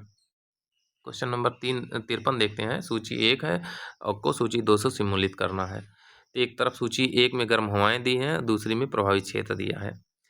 तो गर्म हवाओं में डॉक्टर हवा ए पे, बी पे जोंडा, सी पे ब्रिकफील्डर और डी पे हबूब दिया है। और प्रभावित क्षेत्र में 1 नंबर सूडान, 2 नंबर ऑस्ट्रेलिया मरुक्षेत्र, 3 नंबर गिनी तट और 4 नंबर एंडीज पर्वत। तो ये सब जानते हैं। डॉक्टर हवा जो चलती है गिनी के तट पे चलती है, जोंडा जो चलती है एंडीज में चलती है, ब्रिकफील्डर ऑस्ट्रेलिया में चलती है और हबूब सूडान में चलती है उत्तरी। तो मिलान कीजिए कूट का 3 4 2 1, 3 4 2 1 एक ऑप्शन सही हो जाएगा। 54 नंबर देखते हैं। निम्नलिखित में से कौन सा संगठन गरीबी और साझा रिपोर्ट प्रकाशित करता है। ए ऑप्शन है अंतर्राष्ट्रीय मुद्रा कोष, बी ऑप्शन है संयुक्त राष्ट्र विकास कार्यक्रम, सी ऑप्शन है concern world wide, D option है विश्व बैंक। तो हम इसको देखें तो गरीबी और साझा समृद्ध रिपोर्ट जो होती है ये विश्व बैंक जारी करती है। डी ऑप्शन हमारा सही हो जाएगा। तो ये 2020 से लगभग जारी हो रही है। अगला क्वेश्चन देखते हैं। 55 नंबर, ब्लैक कोट सिंड्रोम शब्द किससे संबंधित है। ये बड़ा अच्छा प्रश्न है, देखिए इसको नॉर्मली हम लोग यूज करते रहते हैं। ए ऑप्शन है काले कोट पहनने से संबंधित एक चिकित्सा पद्धति है, बी ऑप्शन है न्यायालयों में आम नागरिकों द्वारा अनुभव की जाने वाली चिंता और भय, सी ऑप्शन है वकीलों के बीच एक फैशन प्रवृत्ति, डी ऑप्शन है न्यायपालिका में भ्रष्टाचार का वर्णन करने के लिए उपयोग किया जाने वाला एक शब्द। तो ये जो वकील होते हैं इनको देख के जो व्यक्ति न्यायालय जाते हैं वो डर और चिंता से हो जाते हैं, तो वही है black coat syndrome. B option हमारा सही है। 56 नंबर है, इब्न बतूता के श्रुत लेखों को लिखने के लिए स्थानीय शासकों ने किसे नियुक्त किया था। ए ऑप्शन है अबू इनान फारिस, बी ऑप्शन है इब्न जुजाई, सी ऑप्शन है अल नववी और डी ऑप्शन है इब्न खलदून। तो इब्न बतूता जो बोल रहा था उसको लिखने के लिए स्थानीय शासकों ने इब्न जुजाई को नियुक्त किया था, तो हमारा बी ऑप्शन सही हो जाएगा। 57 नंबर देखते हैं। विजयनगर साम्राज्य में अमरनायक कौन था। विजयनगर साम्राज्य में अमरनायक कौन था ये देखना है। ए ऑप्शन है युद्ध में वीरगति पाए राज्य के सेनापति, बी ऑप्शन है राज्य में वंशानुगत सैनिक सुरक्षाकर्मी, सी ऑप्शन है सैनिक कमांडर जिन्हें प्रशासन हेतु राज्य क्षेत्र दिया जाता था और डी ऑप्शन है मंदिरों को पुजारी। तो अमरनायक वही हैं जिनको राज्य क्षेत्र दिया जाता है, सी ऑप्शन सही हो जाएगा। ये इनको राज्य क्षेत्र दिया जाता था, वहाँ ये प्रशासन करते थे, कृषक शिल्पकारियों व्यापारियों से भू राजस्व वसूलते थे और जब जरूरत पड़ती थी तो ये राजा को सहयोग करते थे। 58 नंबर देखते हैं। निम्नलिखित कथनों पर विचार कीजिए। पहला है ऑल इंडिया ट्रेड यूनियन की स्थापना 31 अक्टूबर 1920 को हुई, AITU सी एटक ऐसे कहते हैं। तो 31 अक्टूबर 1920 को हुई। इसका प्रथम सम्मेलन 1920 में बम्बई में हुआ। इसके प्रथम अध्यक्ष की अध्यक्षता तत्कालीन कांग्रेस अध्यक्ष लाला लाजपत राय ने की। उपर्युक्त में से सही देखना है। ए ऑप्शन है केवल 1, बी ऑप्शन है केवल 2, बी ऑप्शन है 1 और 2, सी ऑप्शन है 2 और 3, डी ऑप्शन है 1, 2 और 3। तो हम इसको देखें तो एटक की स्थापना 31 अक्टूबर 1920 को हुई थी और बम्बई में हुई थी, ये भी सही है, और इसके अध्यक्ष लाला लाजपत राय थे, ये भी सही है। तीनों कथन सही हो जाएंगे। ऑप्शन डी हमारा सही हो जाएगा। अगला प्रश्न है, निम्नलिखित औद्योगिक क्षेत्र हैं, कौन अपनी अवस्थिति में सुमेलित नहीं है, देखना है। ए ऑप्शन बफेलो अमेरिका, संयुक्त राज्य America, B option Lorraine France, C option Toledo Canada, D option Ruhr Germany. तो हम देखें तो बफेलो जो है सुपीरियर झील के बगल है, ये सही है। लारेन फ्रांस में है, ये भी सही है। रूर जर्मनी में है। टोलेडो जो है कनाडा में ना होकर उत्तरी अमेरिका में है, यूएसए में है। तो यही ऑप्शन हमारा गलत है और ये सही हो जाएगा। 59 के बाद 60 नंबर देखते हैं। 60 नंबर कहता है, ग्रीन कार्बन एवं ब्लू कार्बन के परिप्रेक्ष्य में निम्नलिखित कथनों पर विचार करना है हम लोगों को। 60 नंबर देखते हैं। इसमें है, पहला कथन है, ग्रीन एवं ब्लू कार्बन वातावरण में हरित गृह गैसों के अधिग्रहण मतलब खींचती हैं, अवशोषित करती हैं, करने का कार्य करते हैं। दूसरा कथन है, प्रकाश संश्लेषण क्रिया द्वारा वातावरण की CO2 से जो कार्बन निकलकर पौधों एवं मिट्टी में संग्रहित हो जाती है, उसे ग्रीन कार्बन कहते हैं। और तीसरा कथन है, वायुमंडलीय कार्बन जब तटीय एवं समुद्री पारितंत्रों के मैंग्रोव वन, समुद्री घास, अंतर्ज्वारीय लवण दलदलों में जमा हो जाती है, उसे ब्लू कार्बन कहते हैं। उपर्युक्त में से कौन से कथन सत्य हैं, ये पूछ रहा है। ए ऑप्शन है 1 और 3, बी ऑप्शन है 1, 2 और 3, सी ऑप्शन है 2 और 3, डी ऑप्शन है उपर्युक्त में से कोई नहीं। हम इसको देखें तो ग्रीन और ब्लू कार्बन जो होते हैं, ये ग्रीन हाउस गैसों को अवशोषित करते हैं, ये सही है। प्रकाश संश्लेषण की क्रिया द्वारा वातावरण की CO2 को से जो कार्बन निकलकर मिट्टी और पौधों में एकत्रित होती है, उसको ग्रीन कार्बन कहते हैं, सही है। और वही चीज़ जो यहाँ मिट्टी में हो रही है, वही मैंग्रोव वन और समुद्री घास द्वारा अगर अवशोषित हो रही है तो उसको ब्लू कार्बन कहते हैं। तीनों कथन सही है, हमारा बी ऑप्शन सही हो जाएगा। 61 नंबर, उच्चतम न्यायालय अनुच्छेद 32 के तहत तथा उच्च न्यायालय 226 के तहत रिट जारी करता है। ये रिट किस देश के कानून से लिए गए हैं, तो आप जानते हैं अनुच्छेद 32 और 226 तहत 5 रिट जारी होती हैं। तो कहाँ से लिया गया है, ये पूछ रहा है। A option America, B option Britain, C option Ireland और डी ऑप्शन ऑस्ट्रेलिया। तो हम इसको देखें तो रिट की अवधारणा जो है, ये ब्रिटेन से ली गई है। 5 प्रकार की रिटें हैं। अधिकार परीक्षा, उत्प्रेषण, प्रतिषेध, कोवारंटो। तो पहला है बंदी प्रत्यक्षीकरण, अधिकार परीक्षा, परमादेश, प्रतिषेध और उत्प्रेषण, ये 5 रिटें होती हैं। तो ये ब्रिटेन से ली गई हैं। 62 नंबर क्वेश्चन देखते हैं, बलबन के राजत्व का पूरा विवरण वसया नामक पुस्तक में मिलता है। इस पुस्तक के लेखक कौन है? पहला ऑप्शन है इमाद उल मुल्क, बी ऑप्शन है मिनहाजुद्दीन सिराज, सी ऑप्शन है जियाउद्दीन बर्नी, डी ऑप्शन है इनमें से कोई नहीं। जो वसया पुस्तक है, इसको लिखा है जियाउद्दीन बर्नी ने। तो हमारा सी ऑप्शन सही हो जाएगा। 63 नंबर पे चलते हैं। निम्नलिखित कथनों पर विचार कीजिए। पहला है, अम्ल वे पदार्थ हैं जो अपने जलीय विलयन में हाइड्रोजन के ऋण आयन उत्पन्न करते हैं। दूसरा कथन है, क्षार वे पदार्थ हैं जो जलीय विलयन में हाइड्रोक्साइड आयन देते हैं। उपर्युक्त में से कौन सा कथन सही है, पूछा है। ए ऑप्शन केवल 1, बी ऑप्शन केवल 2, सी ऑप्शन 1 और 2 दोनों, और डी ऑप्शन ना तो 1 ना ही 2। हम देखें तो अम्ल जो होते हैं, ये जलीय विलयन में H+ आयन देते हैं, ऋणायन ना देके धनायन देते हैं, तो ये तो गलत है। दूसरा है, क्षार हुए होते हैं जलीय विलयन में O- देते हैं, ये सही है। तो 2 सही, केवल 2 सही हो जाएगा, हमारा बी ऑप्शन सही हो जाएगा। 64 नंबर देखते हैं, अलबरूनीकृत किताबुल हिंद कितने अध्यायों में विभाजित है? A option 20, B option 40, C option 60, D option 80। तो ये प्रीवियस ईयर क्वेश्चन है, 80 भागों में विभाजित है, ये आप जानते हैं। 65 नंबर है, भारत शासन अधिनियम 1935 संबंध में निम्नलिखित में से कौन से कथन सत्य हैं? पहला कथन है, इस अधिनियम में कुल 325 धाराएं तथा 10 अनुसूचियां हैं थी। दूसरा कथन है, इसमें अखिल भारतीय संघ की व्यवस्था थी। तीसरा है, प्रांतों में द्वैत शासन की व्यवस्था की गई, वहीं केंद्रों में द्वैत शासन समाप्त किया गया। और डी ऑप्शन है बर्मा को भारत से पृथक कर दिया गया। कूट है ए ऑप्शन 1, 2 और 4, बी ऑप्शन है 1, 3 और 4, सी ऑप्शन है 2, 3 और 4, डी ऑप्शन है 2 और 4। तो हम इसको देखें तो जो 1935 का नियम था उसमें 325 ना होकर 321 धाराएं थी, गलत है ये। अखिल भारतीय संघ की व्यवस्था थी, प्रांतों में द्वैत शासन की व्यवस्था की गई नहीं, प्रांतों में नहीं की गई, प्रांत में न करके केंद्र में द्वैत शासन की गई। वहीं प्रांतों में द्वैत शासन जो था वो समाप्त कर दिया गया, तो ये गलत हो गया।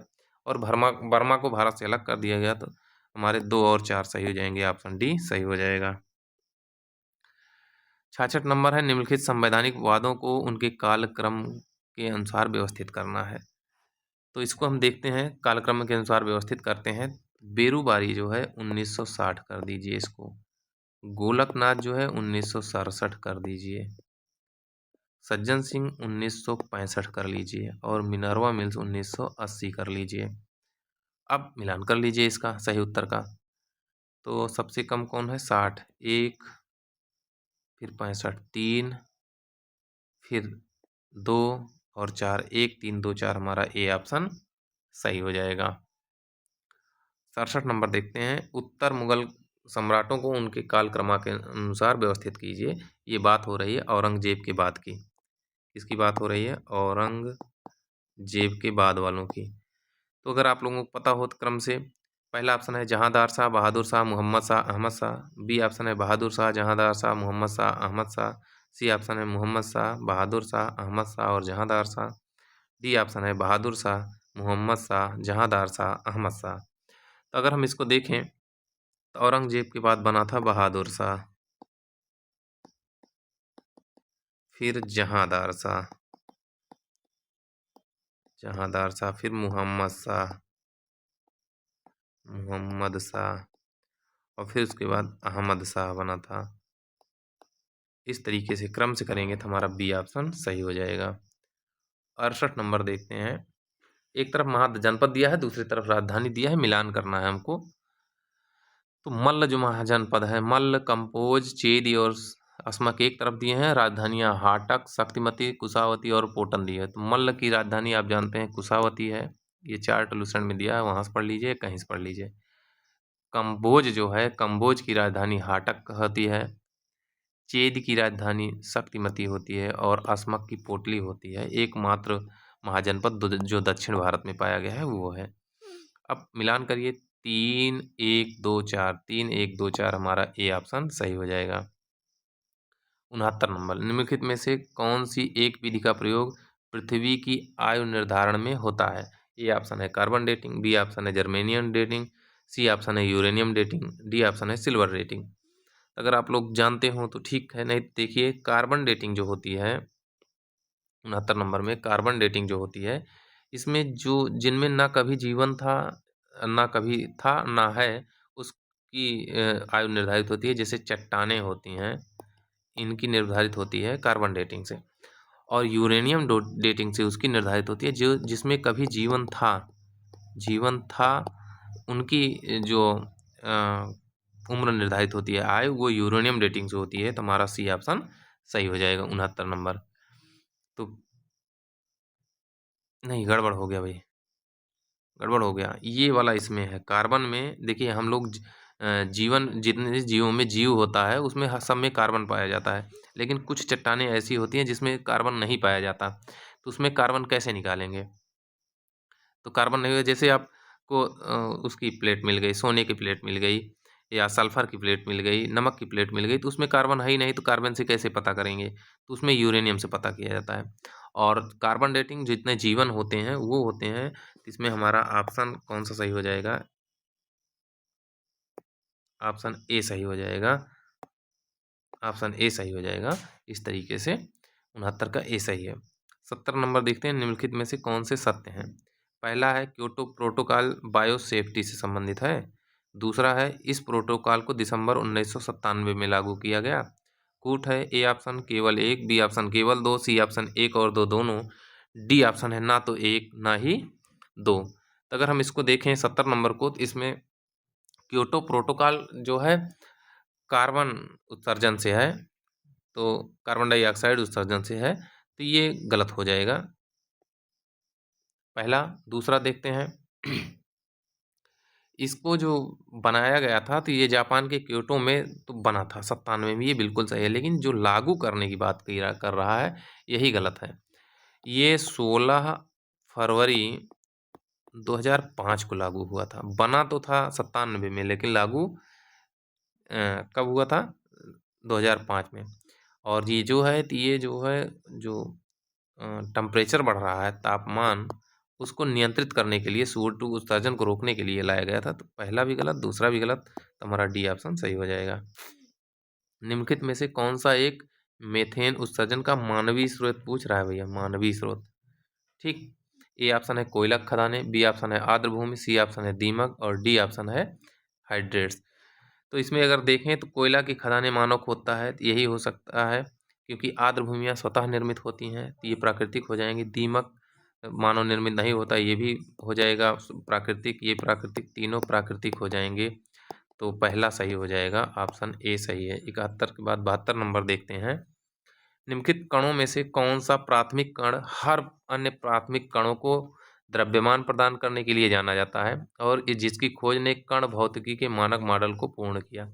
ये अभी हाल ही में खोज हुई है, आप देखिए। ए ऑप्शन है ग्लूऑन, बी ऑप्शन है ग्रेविटन, सी ऑप्शन है न्यूट्रिनो और डी ऑप्शन है हिग्स बोसान। तभी हाल ही में हिग्स बोसान की खोज की है। ये सबसे छोटा मूलभूत कण है, इसी के द्वारा निर्धारित किया जाता है। 73 नंबर, किसी तत्व के रासायनिक गुणों को निर्धारित करने वाला प्रमुख उप परमाणविक कण कौन है? ये कह रहा है जो तत्व होते हैं उनके रासायनिक गुण कौन से होते हैं? A option valence electron, B option core electron, C option proton और डी ऑप्शन न्यूट्रॉन। तो आप किसी तत्व के गुण को, अगर रासायनिक गुण को पढ़ना है, तो उसके बैलेंस इलेक्ट्रॉन या समायोजी इलेक्ट्रॉन जो होते हैं, संयोजी इलेक्ट्रॉन, वही निर्धारित करते हैं कि ये किससे रिएक्शन करेगा, किससे नहीं, और क्या इसकी गुणवत्ता होगी। तो हमारा ए ऑप्शन सही हो जाएगा, बैलेंस इलेक्ट्रॉन। इसको हिंदी में संयोजी इलेक्ट्रॉन कहते हैं।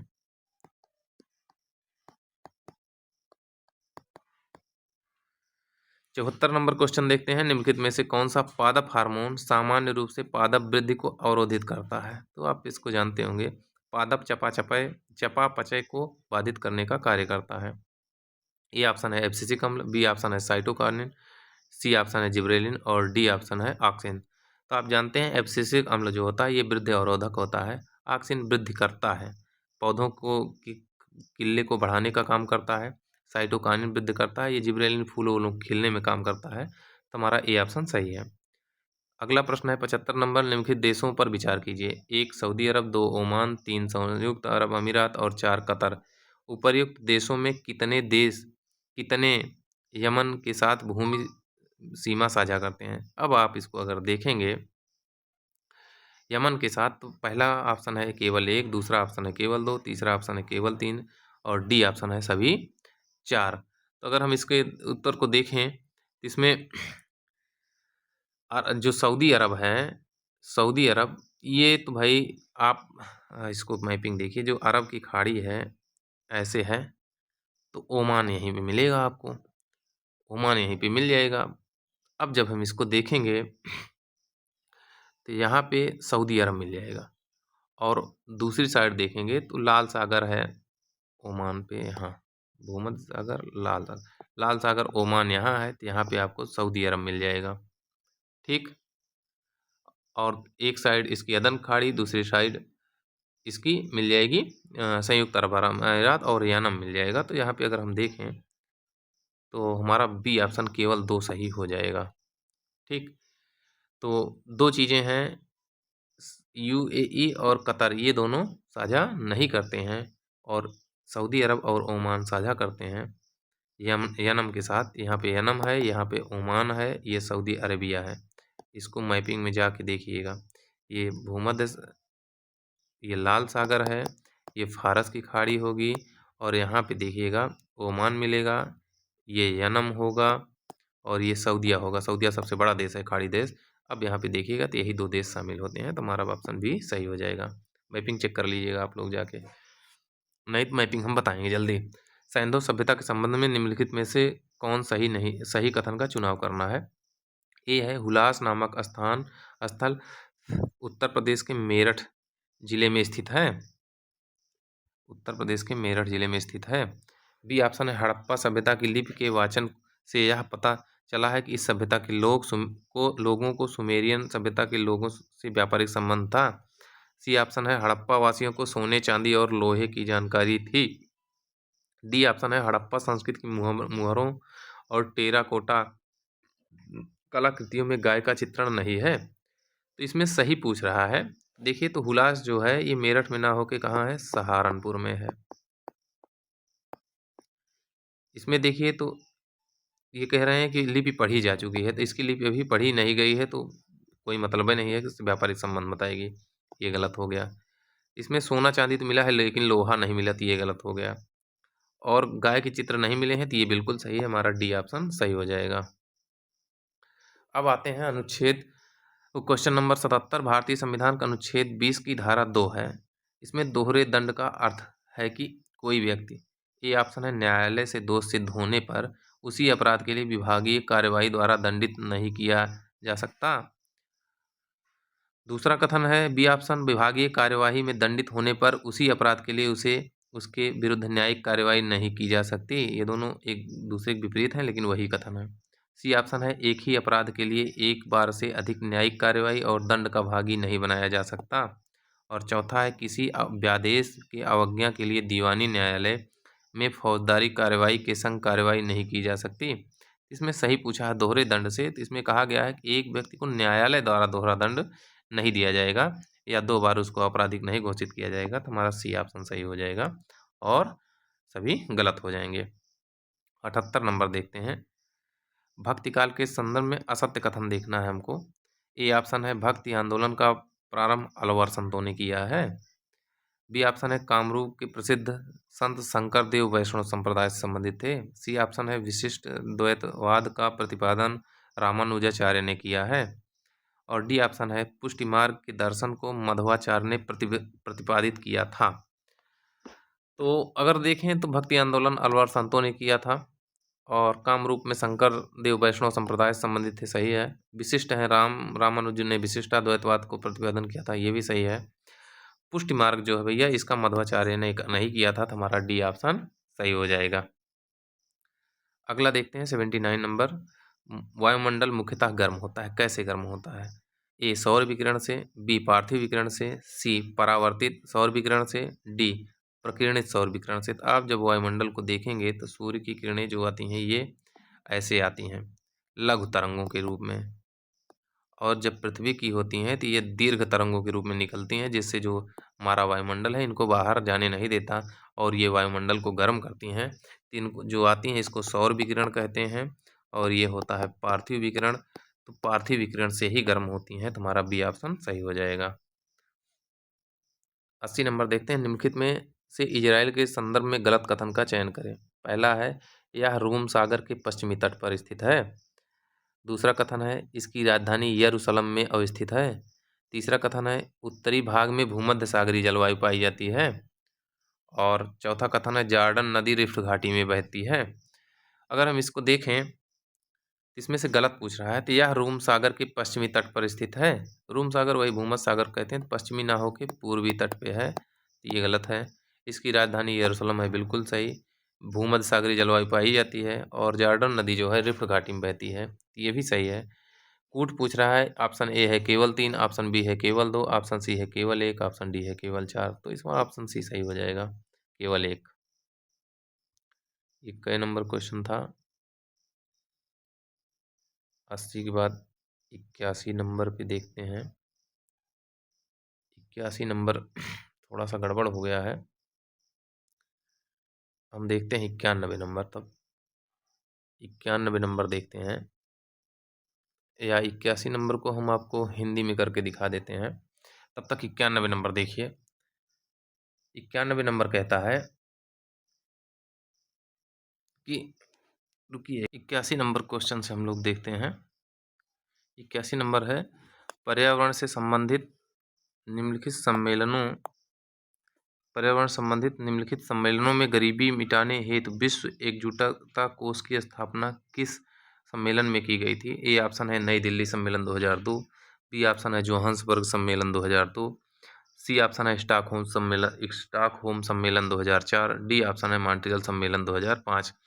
अगर हम देखें विश्व एकजुटता कोष की, तो ये जैव विविधता नियम 2002 में जो जोहान्सबर्ग में हुआ था उसमें की गई थी, तो ऑप्शन बी हमारा सही हो जाएगा। ऑप्शन बी हमारा सही हो जाएगा। 82 नंबर देखते हैं, थार मरुस्थल के पूर्वी हिस्से में खारे पानी की झील कौन सी है? 82 नंबर में ए ऑप्शन है लुणकरणसर झील, बी ऑप्शन है फतेह सागर, सी ऑप्शन है सांभर झील, डी ऑप्शन है जयसमंद झील। तो जो लुणकरणसर झील है ये बीकानेर की प्लाया झील है। प्लाया और सिलनास भी बोलते हैं। फतेह सागर की जो है ये मीठे पानी की झील है। सांभर जो है ये खारे पानी की झील है और थार मरुस्थल के पूर्व में स्थित है।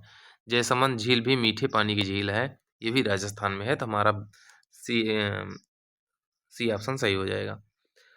अब 83 नंबर मुद्रास्फीति के कारण है। मुद्रास्फीति हमने बताया था वस्तुओं के दाम बढ़ते हैं और मुद्रा का मूल्य कम होता है, तो इसका कारण क्या है ये पूछ रहा है।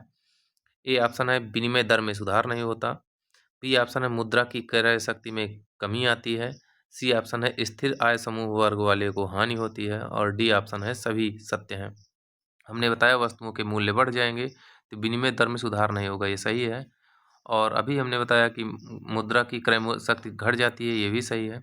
और निश्चित आय मतलब जो नौकरी पेशा लोग होते हैं निश्चित आय वाले, उनको हानि हो जाती है, और जो व्यापारी वर्ग होता है उनको लाभ होता है, तो ये भी सही है। तो हमारा डी ऑप्शन सही हो जाएगा। फिर पूछ रहा है जल में घुलनशील विटामिन बताना है। ए ऑप्शन है कैल्सीफेरॉल, थायमिन और रेटिनॉल, बी ऑप्शन है calciferol, retinol, tocopherol, C option है थायमिन, बायोटिन, फोलिक अम्ल, डी ऑप्शन है राइबोफ्लोविन, टोकोफेरॉल, थायमिन। तो अब आप देखेंगे तो कैल्सीफेरॉल विटामिन डी को कहते हैं, तो बी और सी घुलनशील हैं, ये जान लीजिए। अब इसमें देखिए तो डी हो गया ये कैल्सीफेरॉल, इसमें भी देखिए कैल्सीफेरॉल है, और ये टोकोफेरॉल ई ऑप्शन को कहते हैं,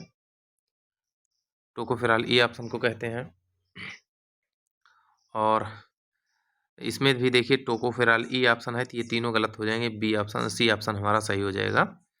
85 नंबर देखते हैं, एक तरफ झील है एक तरफ अवस्थित है। ए ऑप्शन है, ए है great salt lake, B lake Mead, C Ozark झील, डी फोर्ट पेक झील। और अवस्थित है, एक है नेवादा, दो है उटाह, तीन है मोन्टाना, चार है मिसौरी। इसका मिलान करना है हमको, तो ग्रेट साल्ट लेक जो है भैया ये है उटाह प्रांत में।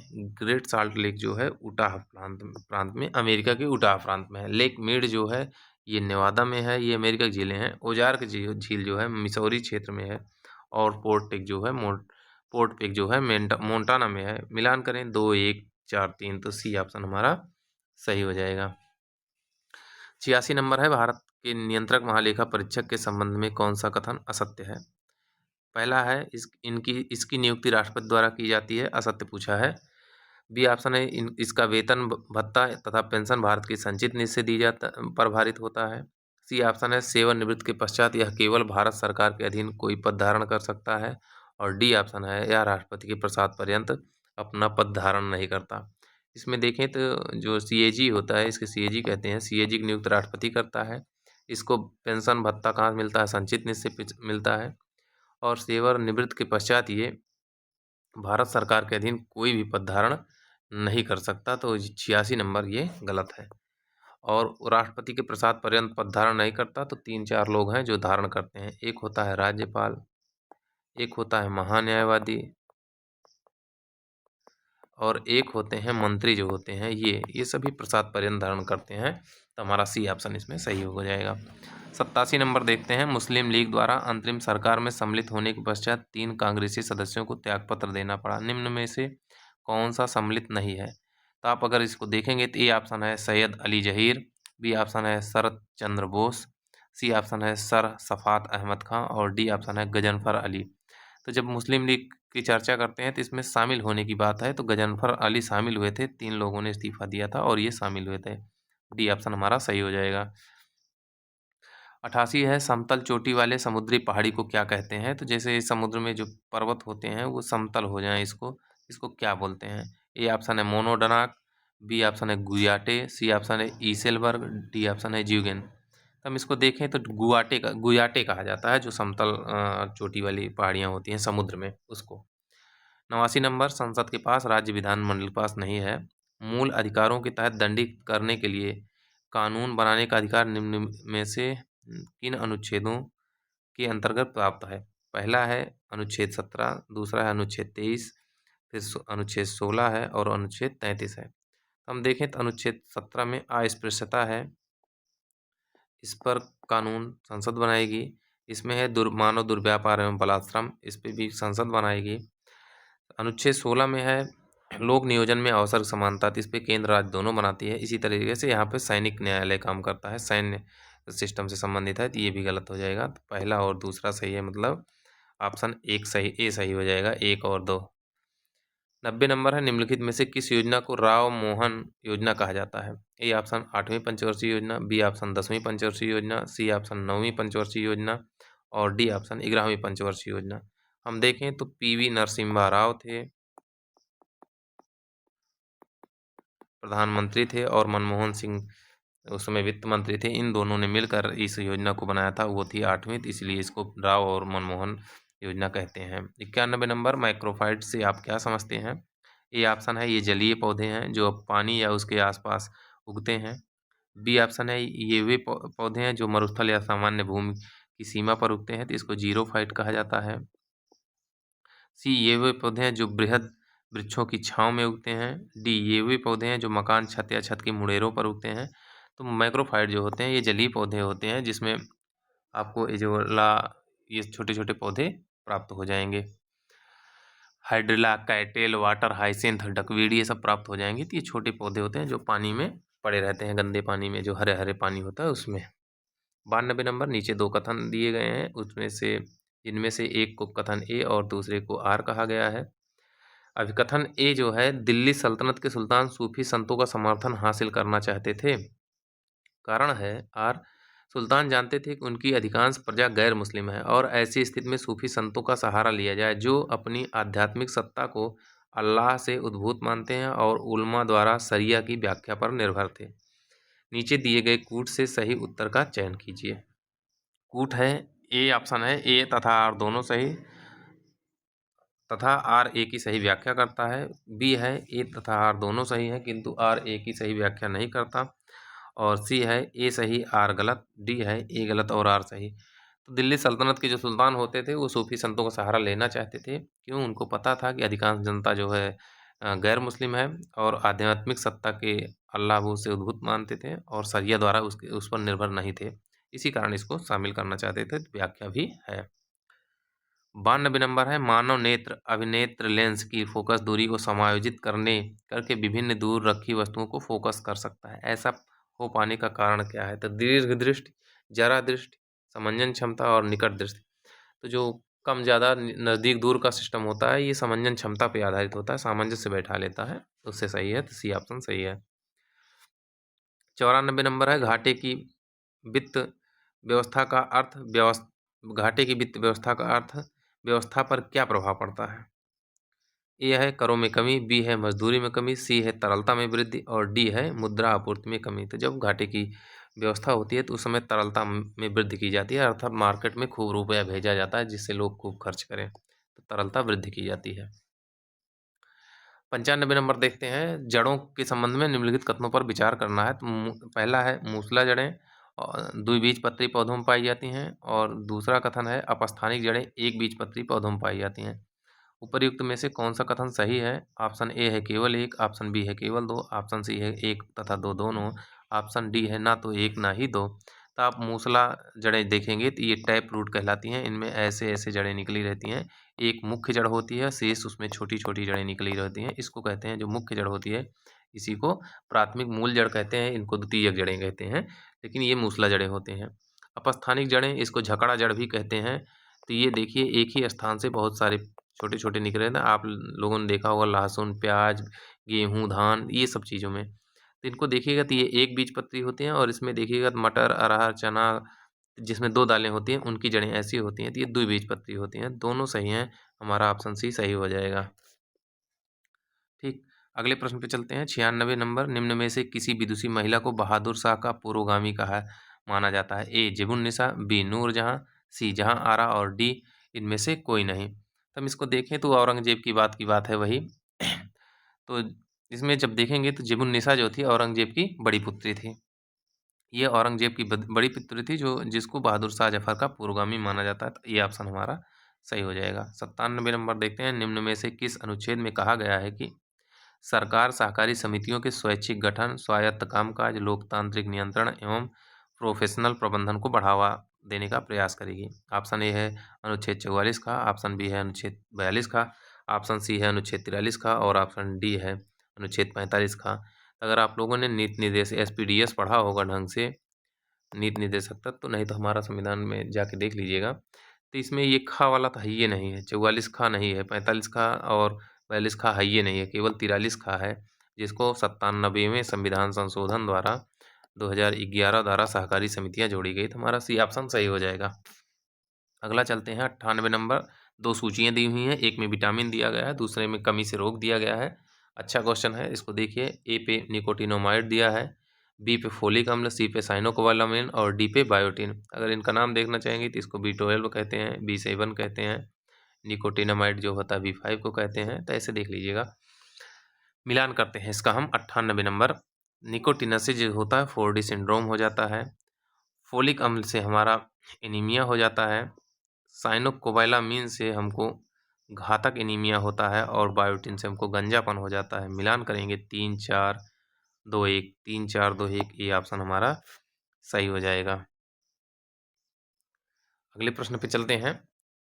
99 नंबर पे, भूगर्भ से निकाले गए पेट्रोलियम के विभिन्न संघटकों को पेट्रोल, केरोसिन, डीजल आदि को किस विधि से पृथक किया जाता है? पहला है भाप आसवन विधि से, दूसरा है निस्यंदन विधि से और तीसरा है प्रभाजी आसवन, चौथा है ऊर्ध्वपातन। तो आप लोग अगर इसको जानते होंगे, इसमें है जो भाप आसवन होती है, इसमें दो पदार्थों को पृथक किया जाता है जिनके भाप में वाष्पन पे बहुत ज़्यादा अंतर होता है। और दूसरा जब देखते हैं निस्यंदन, निस्यंदन मतलब होता है निथारना। निथारने पे जब देखेंगे तो जो दो ठोसों को पानी में भिगो के एक गल जाता है, दूसरा नहीं गलता, अलग कर लिया जाता है, निथार लिया जाता है और हम लोग इसको छानना कर सकते। निथारना मतलब जैसे पानी में गंदा हो गया, थोड़ी देर रख दीजिए, गंदगी नीचे बैठ जाती है, वही निथारना या निस्यंदन होता है। प्रभाजी आसवन दो द्रव होते हैं जिनके वाष्पन में बहुत कम अंतर होता है, उनको प्रभाजी निस्यंदन द्वारा अलग किया जाता है और ये पेट्रोलियम में होते हैं। ऊर्ध्वपातन पातन में ऐसे दो पदार्थों को अलग किया जाता है, एक जो गर्म करने पर द्रव में बदलता है और एक जो सीधे गैस में बदल जाता है। तो वे पदार्थ जो सीधे गैस में बदल जाते हैं उनको ऊर्ध्वपातन कहा जाता है, जैसे कपूर, नेफ्थलीन, ये सब आ जाते हैं इसमें। तो हमारा सी ऑप्शन सही हो गया। 100 नंबर चलते हैं। जनगणना 2011 के अनुसार कौन 1 मिलियन प्लस सिटी नहीं है? ए नागपुर, बी गांधीनगर, सी मेरठ और डी जयपुर। तो गांधीनगर जो है मिलियन प्लस सिटी नहीं है। 101 नंबर, निम्नलिखित में से कौन सा से जनहित याचिका के उद्देश्यों में सम्मिलित है? ए त्वरित एवं सस्ता न्याय प्राप्त करना, बी राजनीतिक लाभ प्राप्त करना, सी निजी लाभ प्राप्त करना और डी समूह के अधिकारों की रक्षा। कूट है ए ऑप्शन 2, 3 एवं 4, बी ऑप्शन 3 तथा 4, सी ऑप्शन 1 तथा 4, डी ऑप्शन है उपरोक्त सभी। तो हम देखते हैं, जनहित याचिका मतलब होगा त्वरित और सस्ता न्याय प्राप्त हो, इसको लाभ लेना इसका मकसद नहीं है और सामूहिक अधिकारों की रक्षा है। तो हमारा 1 और 4 सही हो जाएगा, सी ऑप्शन सही हो जाएगा। प्रश्न है अगला, उत्तर प्रदेश में प्रथम जनसंख्या नीति की घोषणा की गई थी? पहला ऑप्शन है 11 जुलाई 2001 को, बी है 12 जुलाई 2005 को, सी है 11 जुलाई 2000 को और डी है 11 जुलाई 2002 को। तो आप देखेंगे तो 11 जुलाई तो है ये है और ये 2002 को घोषित की गई थी, तो हमारा सी ऑप्शन सही हो जाएगा। 103 नंबर देखते हैं। उत्तर प्रदेश में शिशु लिंगानुपात में निम्नतम सबसे कम लिंगानुपात कहाँ है? ए श्रावस्ती, बी मेरठ, सी बलरामपुर, डी बागपत। डाटा आप लोग जाके देखिए, बागपत सही है, इसमें डी ऑप्शन सही है। फिर अगला प्रश्न है 104 नंबर, निम्नलिखित में से कौन सा मत्स्य है? मत्स्य मतलब मछली कौन सा है? A dogfish, B catfish, C cuttlefish और डी स्टार फिश। तो आप कुत्ता और बिल्ली, डॉग और कैट फिश जो होती हैं ये मछलियाँ होती हैं, इसको शार्क भी कहते हैं। तो ये हमारा ए ऑप्शन सही हो जाएगा। 5 नंबर देखते हैं। 105 नंबर, 105 नंबर है, यदि किसी वस्तु का प्रारंभिक वेग समान है तो उसे क्षैतिज से किस कोण पर फेंकने पर वह वस्तु अधिकतम दूरी तय करेगी। प्रीवियस ईयर क्वेश्चन है, आप लोगों को मिला होगा। ए ऑप्शन है 30 डिग्री, बी 60 डिग्री, सी 45 डिग्री और डी 90 डिग्री। तो क्रिकेट खेलने वाले 45 डिग्री पे फेंकते हैं, जिससे गेंद अधिकतम दूरी पर दूरी तय करती है। 106 नंबर देखते हैं, समाचार पत्र है और भाषा है, इसका मिलान करना है। एक तरफ समाचार पत्र में दिया है, ए पे दुख निवारण, बी पे लीडर, सी पे मिलाप और डी पे संदेश। भाषा में दिया है 1 नंबर अंग्रेजी, 2 उर्दू, 3 गुजराती और 4 पंजाबी। अगर हम इसका मिलान करें 106 नंबर का, तो दुख निवारण जो होता है ये पंजाबी, तो पंजाब में भी बाढ़ आ गई है, सब दुख में है। लीडर के जो है मदन मोहन मालवीय थे, और ये लीडर देखिए तो अंग्रेजी में है, अंग्रेजी शब्द है इसका। फिर मिलाप जो होता है ये उर्दू भाषा का शब्द है, और संदेश जो होता है गुजराती में दिया जाता है। तो ऑप्शन मिलान कर लीजिए, 4 1 2 3, 4 1 2 3, डी ऑप्शन हमारा सही हो जाएगा। अगले प्रश्न पे चलते हैं। 107 नंबर, एमनेस्टी इंटरनेशनल के संबंध में निम्नलिखित कथनों पर विचार कीजिए। पहला है, एमनेस्टी इंटरनेशनल की स्थापना 1961 ईस्वी में हुई, जिसका मुख्यालय लंदन में है। ये हो गया। दूसरा है, यह महिला अधिकारों के संरक्षण से संबंधित एक विश्वव्यापी संगठन है, विश्वव्यापी गैर सरकारी संगठन है। उपर्युक्त में से कथन सही है। ए ऑप्शन है केवल 1, बी ऑप्शन है केवल 2, सी ऑप्शन है 1 और 2, डी ऑप्शन है ना तो 1 ना ही 2। जब हम देखते हैं एमनेस्टी इंटरनेशनल को, तो ये मानव अधिकारों के संरक्षण से संबंधित है, और इसका स्थापना 1961 में लंदन में ही हुआ था। तो पहला तो सही है। दूसरा है, महिला केवल नहीं है भैया, यहाँ सभी के अधिकारों से है, मानव अधिकारों से है, मानव अधिकार। तो ये कर लीजिएगा, ये सही हो जाएगा। ए ऑप्शन सही, बी ऑप्शन और सब गलत हो जाएंगे। 108 नंबर है, निम्न में से कौन सी नदी उत्तर प्रदेश के 2 जिलों लखीमपुर और बहराइच की सीमा बनाते हुए राज्य में प्रवेश करती है। ए ऑप्शन है काली या शारदा नदी, बी ऑप्शन है घाघरा या करनाली नदी, सी ऑप्शन है रामगंगा नदी, डी ऑप्शन है टोंस नदी। हम इसको देखेंगे तो घाघरा या करनाली जो होती है ये लखीमपुर और बहराइच के बीच सीमा बनाती है। 109 नंबर देखते हैं।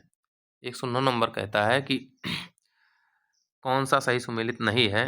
ए ऑप्शन है राष्ट्रीय पोषण संस्थान हैदराबाद, बी ऑप्शन है राष्ट्रीय पारिस्थितिकी विज्ञान केंद्र पुणे, सी ऑप्शन है कजरी जोधपुर, डी ऑप्शन है भारतीय पारिस्थितिकी एवं पर्यावरण संस्थान नई दिल्ली।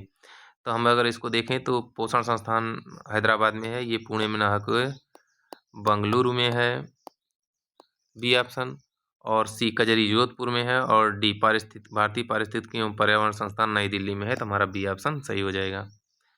अगला है 110 नंबर, उत्तर प्रदेश में ग्राम प्रधान को हटाने के लिए बुलाई गई बैठक की सूचना कितने दिन पूर्व देनी होती है। ए ऑप्शन है 14 दिन, बी ऑप्शन है 15 दिन, सी ऑप्शन है 29 दिन और डी ऑप्शन है 1 माह। तो अगर आपने इसको हमारा पढ़ाए हैं, इसको पढ़े होंगे तो 15 दिन पहले सूचित करना होता है।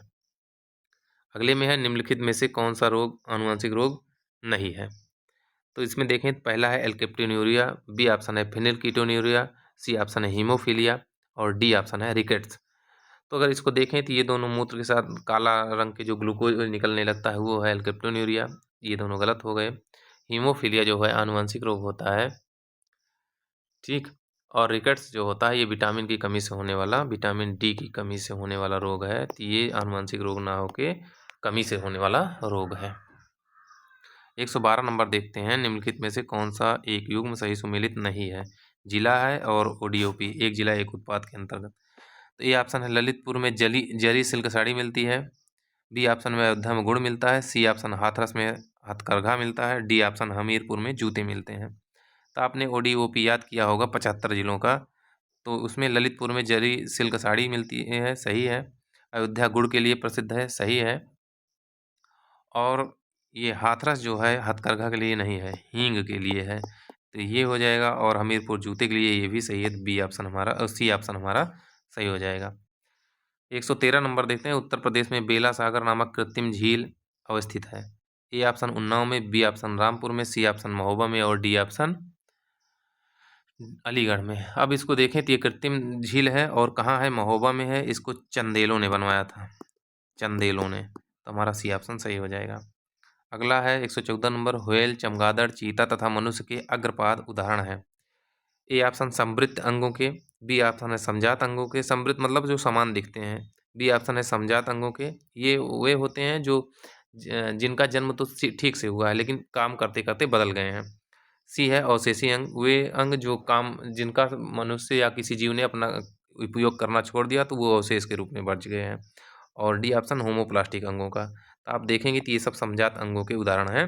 इनके जन्म तो समान होते हैं लेकिन कार्य के अनुसार इनकी बनावट बदल जाती है। 115 नंबर देखते हैं। 115 नंबर कहता है कि निम्नलिखित में कौन सुमेलित नहीं है?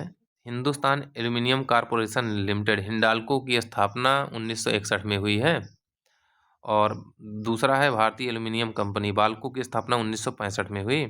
और सी ऑप्शन है national aluminium company limited NALCO की स्थापना 1983 में हुई। तो हम इसको देखें तो हिंडाल्को जो है 1958 में बना है, ये सही है। और इसको देखें तो 1983 में ना होकर 1981 में बना है, तो तीसरा और पहला गलत हो गया। तो सही क्या पूछा है? सही नहीं है, तो 1 और 3 मतलब बी ऑप्शन सही हो जाएगा। अगले में सूची 1 को सूची 2 से मिलान करना। एक तरफ नृत्य दिया है, दूसरी तरफ क्षेत्र दिए हैं। नृत्य में ख्याल नृत्य है, ए पे, बी पे घड़ा नृत्य है, सी पे जुगनी नृत्य है और डी पे नकटौरा नृत्य है। और क्षेत्र में देखिए 1 number Braj, 2 number Purvanchal, 3 number Bundelkhand और 4 नंबर अवध। अगर आप ख्याल को देखेंगे तो ख्याल जो होता है वो बुंदेलखंड में होता है, घड़ा जो होता है ये ब्रज में होता है, जोगिनी जो होता है अवध में होता है और नकटौरा जो होता है ये पूर्वांचल जौनपुर का मुख्य नृत्य है। तो मिलान कर लीजिए इसका 3 1 4 2, 3 1 4 2 बी ऑप्शन हमारा सही हो जाएगा। 117 नंबर देखते हैं। क्रोमाइट के संबंध में निम्न कथनों पर विचार कीजिए। पहला है क्रोमाइट लोहा तथा क्रोमियम का ऑक्साइड है जो क्षारीय आग्नेय शैलों से मिलता है। दूसरा है देश में लगभग 99.99% क्रोमाइट का उत्पादन उड़ीसा राज्य में होता है। उपर्युक्त कथनों में सही छांटना है। ए ऑप्शन है केवल 1, बी ऑप्शन है केवल 2, सी ऑप्शन है 1 तथा 2 दोनों और डी ऑप्शन है ना तो 1 ना ही 2। इसको देखें अगर तो क्रोमाइड जो होता है वो लोहे और क्रोमियम के ऑक्साइड से है बनता है और क्षारीय आग्नेय शैलों में मिलता है, सही है। और लगभग ये पूरा जो होता है 100% उड़ीसा में ही पाया जाता है, तो ये भी सही है। हमारे दोनों कथन सही हैं तो हमारा सी ऑप्शन सही हो जाएगा। 118 नंबर देखते हैं। एलएसडी क्या है? तो एलएसडी को लिसर्जिक एसिड डाईएथिलामाइड कहते हैं।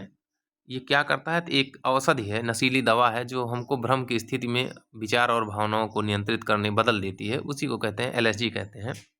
तो 2 होती है एलएसडी कहते हैं। पहला है यह विचार एवं भावनाओं के बदलाव लाने वाली औषधि है, यही हमने बता दिया। यह बी ऑप्शन है यह तंत्रिका तंत्र को उत्तेजित करने वाली औषधि है। सी ऑप्शन है यह दर्दनाशक औषधि है। डी ऑप्शन है यह सामन तथा निद्रा कारक औषधि है। पहला ऑप्शन सही हो जाएगा।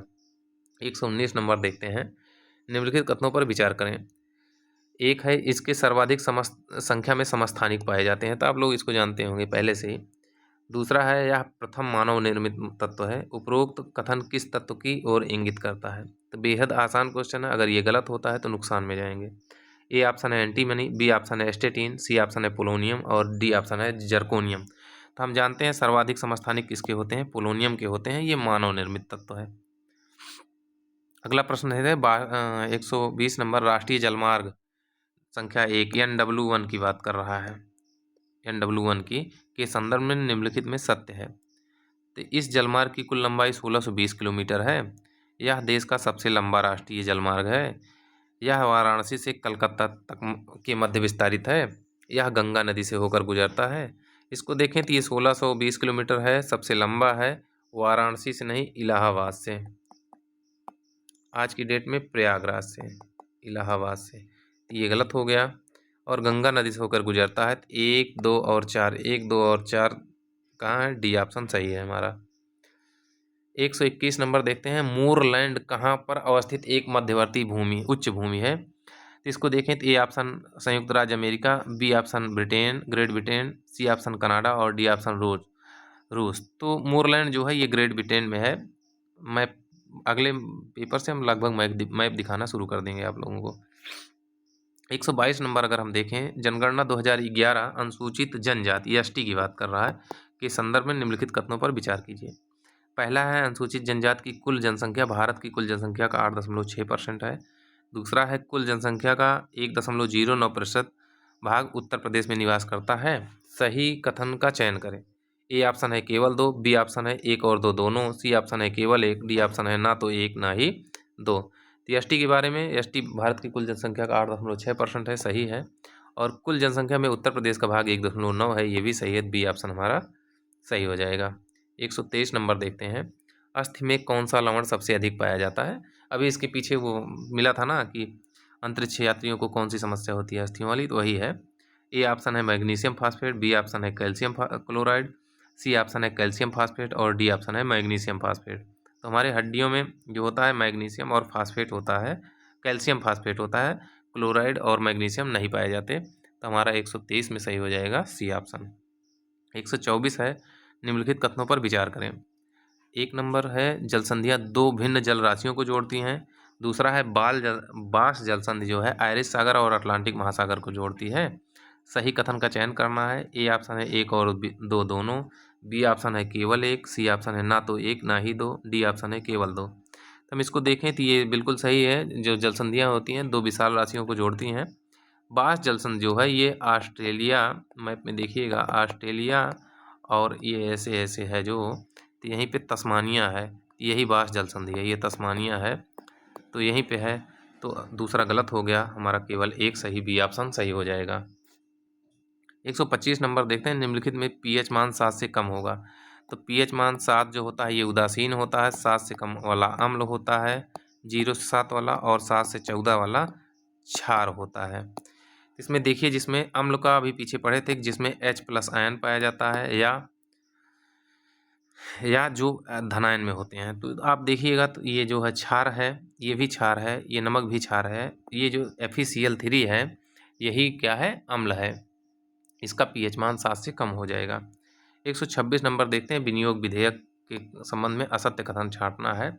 ए ऑप्शन है यह सरकार को भारत की संचित निधि से धन निकालने की शक्ति देता है। बी ऑप्शन है यह विधेयक लोकसभा अथवा राज्यसभा किसी भी सदन में पेश किया जा सकता है।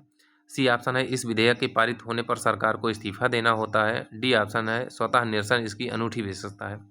तो अगर विनियोग विधेयक देखेंगे तो 114 अनुच्छेद में ये दिया गया है, बजट के बाद जब धन निकालना होता है तो इसको पेश किया जाता है संचित निधि से, तो ये सही है। और ये धन विधेयक की तरह काम करता है, तो इसको राज्यसभा में नहीं पेश किया जा सकता, केवल लोकसभा में पेश होगा। तो हमारा बी ऑप्शन सही हो गया।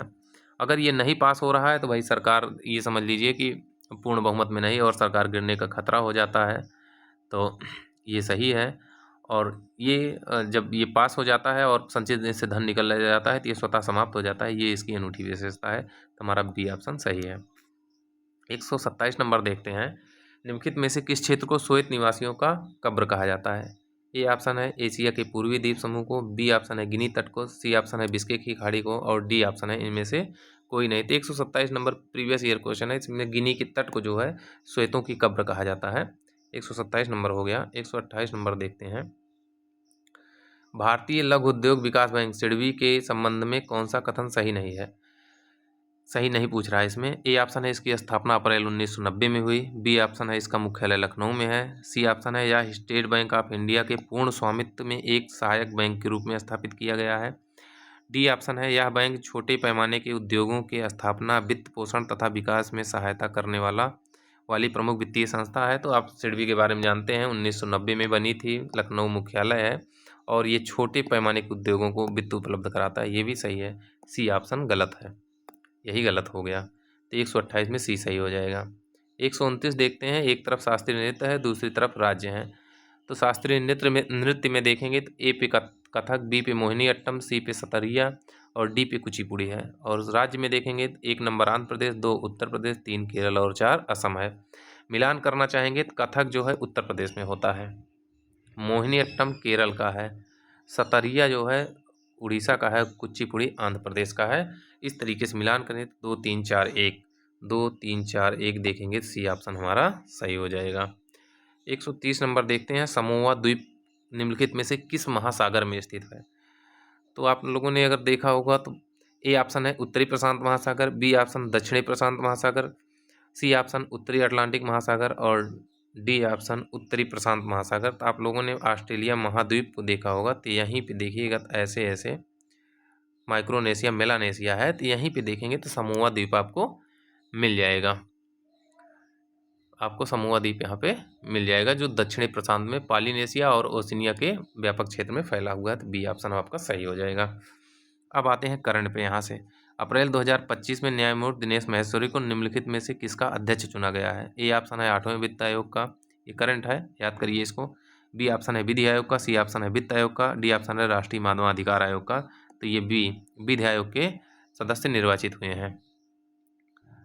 अगला देखते हैं 132 नंबर, मार्च 2025 में सर्वाधिक नदी डॉल्फिन की जनगणना निम्नलिखित में से किन 3 राज्यों में प्रथम, द्वितीय और तृतीय रहा? ए बिहार, उत्तर प्रदेश, झारखंड। बी ऑप्शन है उत्तर प्रदेश, बिहार, झारखंड। सी ऑप्शन है उत्तर प्रदेश, बिहार, पश्चिम बंगाल। और डी ऑप्शन है पश्चिम बंगाल, बिहार और उत्तर प्रदेश। तो गंगा नदी जब निकलती है तो वो कहाँ से? उत्तराखंड, यूपी, बिहार और पश्चिम बंगाल। तो इन्हीं 3 राज्यों को इसी क्रम में कर दीजिए, तो यही सही हो जाएगा। तो सी ऑप्शन हमारा सही है। 133 नंबर देखते हैं, निम्नलिखित कथनों पर विचार करें। ये पहला है, 1 अप्रैल 2025 में द्रौपदी मुर्मू पुर्तगाल एवं स्लोवाकिया की 4 दिवसीय यात्रा पर रही।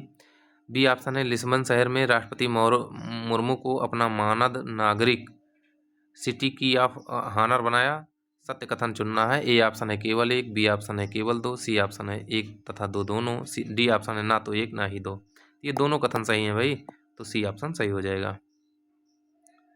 34 नंबर देखते हैं, इसमें एक तरफ दिवस दिया है, एक तरफ मिलान करना है। तो ये करंट है, इसको याद कर लीजिएगा। थोड़ा तेजी से चलते हैं। अंतर्राष्ट्रीय शून्य जो अपशिष्ट दिवस है ये 30 मार्च को मनाया जाता है। विश्व वन्यजीव दिवस है जो ये 3 मार्च को मनाया जाता है। और विश्व समुद्री घास जो है ये 1 को, और अंतर्राष्ट्रीय महिला दिवस 8 मार्च को। इस तरीके से 1, 2, 3, 4 सही हो जाएंगे। 135 नंबर देखते हैं, मार्च 2025 में उत्तर प्रदेश सरकार द्वारा प्रदेश के किस जनपद में देश का पहला टेक्सटाइल मशीन निर्माण केंद्र स्थापित किया गया? टेक्सटाइल मतलब होता है कपड़ा बनाने वाली जो मशीनें होती हैं, उसका निर्माण कहाँ होगा? ए ऑप्शन है कानपुर देहात, बी ऑप्शन है भदोही या संत रविदास नगर, सी ऑप्शन है वाराणसी और डी ऑप्शन है रायबरेली। तो इसकी स्थापना कानपुर में हुई है, जो वस्त्र बनाने वाली मशीनों का निर्माण करेगी, न कि वस्त्रों का। 136 नंबर देखते हैं, मार्च 2025 में संपन्न आईसीसी चैंपियंस ट्रॉफी एक दिवसीय प्रारूप के संबंध में निम्नलिखित कथनों पर विचार करें। पहला है, फाइनल मुकाबला भारत और न्यूजीलैंड के बीच, भारत ने न्यूजीलैंड को पराजित करके जीत लिया। दूसरा ऑप्शन है, श्रृंखला का सर्वश्रेष्ठ खिलाड़ी रोहित शर्मा को चुना गया। और तीसरा है, भारत न्यूजीलैंड के मध्य फाइनल मुकाबला दुबई में खेला गया। सत्य कथन चुनना है। ए ऑप्शन है 1 और 3, बी ऑप्शन है 2 और 3, सी ऑप्शन है 1 और 2, डी ऑप्शन है 1, 2 और 3। तो अगर इसको देखें आईसीसी चैंपियंस ट्रॉफी, तो ये फाइनल मुकाबला भारत न्यूजीलैंड के बीच खेला गया, सही है। श्रृंखला का सर्वश्रेष्ठ खिलाड़ी जो था वो रोहित शर्मा नहीं थे, ये रचिन रविंद्र थे, ये न्यूजीलैंड के हैं, इनको दिया गया। तो ये वाला गलत है। और ये फाइनल मुकाबला दुबई में खेला गया, सही है। तो 1 सही, 3 सही, ये ऑप्शन हमारा सही हो गया। 137 नंबर देखते हैं, निम्नलिखित में से कौन सा एक सही सम्मिलित है? इसमें देखते हैं, नेटुम्बो नंदी नदैतवाह जो है प्रथम महिला राष्ट्रपति नामीबिया बनी है। दूसरा है ऑपरेशन ब्रह्मा, म्यांमार से के भूकंप प्रभावित क्षेत्रों में सहायता के लिए है। और सी ऑप्शन है प्रथम बिम्स्टेक युवा शिखर सम्मेलन गांधीनगर में हुआ। और डी ऑप्शन है उपरोक्त सही सभी। तो अगर हम देखें तो ये पहला नेटुम्बो नंदी नदैतवाह जो है महिला राष्ट्रपति बनी है नामीबिया की, सही है। ऑपरेशन ब्रह्मा जो चलाया गया वो म्यांमार में आए भूकंप से बचाव के लिए चलाया गया था, तो ये सही है। और प्रथम बिम्स्टेक युवा सम्मेलन जो हुआ गांधीनगर में हुआ, सभी सही हैं। डी ऑप्शन हमारा सही हो जाएगा। 138 नंबर देखते हैं, सूची का मिलान करना है। तो ये पूछ रहे हैं 30वां भीम नगरी समारोह कहाँ हुआ? सिंहबेरपुर धाम महोत्सव कहाँ हुआ? बिठूर महोत्सव कहाँ हुआ 23? और रंगोत्सव कहाँ हुआ? तो आप इसको जानते होंगे, दिमाग लगाएंगे सही हो जाएगा। रंगोत्सव जो होता है बरसाना में होता है, मथुरा में। बिठूर महोत्सव हमेशा कानपुर में ही होता है। भीम नगरी जो होता है आगरा में है, और सिंहबेरपुर धाम प्रयागराज में है। तो ऐसे मिलान कर लीजिएगा आपको। 1, 2, 4, 3, 1, 2, 4, 3, ए ऑप्शन हमारा सही हो जाएगा। 38 के बाद 39 नंबर पे चलते हैं। अप्रैल 2025 में जारी sky tracks world airport award 2025 के अनुसार निम्नलिखित में से किस हवाई अड्डे को विश्व का सर्वश्रेष्ठ हवाई अड्डा घोषित किया गया? ए ऑप्शन है इचियोंग हवाई अड्डा दक्षिण कोरिया, बी ऑप्शन है हमद अंतर्राष्ट्रीय हवाई अड्डा कतर, सी ऑप्शन है सिंगापुर चांगी अंतर्राष्ट्रीय हवाई अड्डा सिंगापुर, और डी ऑप्शन है टोक्यो अंतर्राष्ट्रीय हवाई अड्डा जापान। तो आप देखेंगे तो सिंगापुर का जो चांगी है इसको सर्वश्रेष्ठ हवाई अड्डा घोषित किया गया है। 140 नंबर देखते हैं, 97वें ऑस्कर पुरस्कार 2025 के संबंध में निम्नलिखित युग्मों पर विचार करें तथा बेमेल युग्म की पहचान करें। ए ऑप्शन है सर्वश्रेष्ठ फिल्म अनोरा बनी है, बी है सर्वश्रेष्ठ अभिनेता एड्रियन ब्राडी हैं, सी ऑप्शन है सर्वश्रेष्ठ अभिनेत्री जो है मिकी मेडसन है, और डी ऑप्शन है भारत की आधिकारिक प्रविष्टि जो है 2018 की एवरीवन इज ए हीरो। तो इसमें देखें तो ये जो डी ऑप्शन है यही गलत है, ये नहीं थी। हमारी जो फिल्म इसमें शामिल हुई थी वो थी लापता लेडीज, लापता लेडीज। तो ये हमारा सही हो जाएगा, यही गलत है। अगले प्रश्न पे चलते हैं। 141 नंबर सूची है और इसको मिलान करना है। मार्क कार्नी, अंजू राठी राणा और डॉक्टर मयंक शर्मा और आशीष खन्ना, इनको मिलान कर दीजिए सीधा। तो हम आपको मिलान करवा देते हैं। मार्क कार्नी जो हैं ये प्रधानमंत्री बने हैं कनाडा के। अंजू राठी जो हैं, अंजू राठी राणा जो हैं देश की पहली महिला विधि सचिव बनी हैं। और मयंक शर्मा जो हैं ये रक्षा लेखा महानियंत्रक बने हैं। आशीष खन्ना जो हैं IS से अंतर्राष्ट्रीय सौर गठबंधन के महानिदेशक बने हैं। तो 2, 1, 4, 3 सही हो जाएगा, हमारा ए ऑप्शन सही हो जाएगा। 42 नंबर देखते हैं। अप्रैल 2025 में टाइकान 2025 का आयोजन कैलिफोर्निया के सेंटा क्लारा कन्वेंशन सेंटर में किया गया, यह संबंधित था। ए ऑप्शन प्रौद्योगिकी एवं उद्यमिता सम्मेलन से, बी ऑप्शन रक्षा आयुध सम्मेलन से, सी ऑप्शन वस्त्रों की प्रदर्शनी से, डी ऑप्शन दवाइयों की प्रदर्शनी से। तो देख लीजिए आप लोग बताइए। तो इसमें सही हो जाएगा पहला ऑप्शन प्रौद्योगिकी एवं उद्यमिता सम्मेलन से। 143 नंबर देखते हैं। अप्रैल 2025 में 9वें वैश्विक प्रौद्योगिकी शिखर सम्मेलन 2025 का आयोजन कहाँ किया गया। ए ऑप्शन है नई दिल्ली भारत, बी ऑप्शन है दुबई UAE, सी ऑप्शन है बैंकॉक थाईलैंड, और डी ऑप्शन है ओटावा कनाडा। तो क्या पूछ रहा है, 9वां वैश्विक प्रौद्योगिकी शिखर सम्मेलन ये नई दिल्ली भारत में आयोजित हुआ। 143 में ए सही हो जाएगा।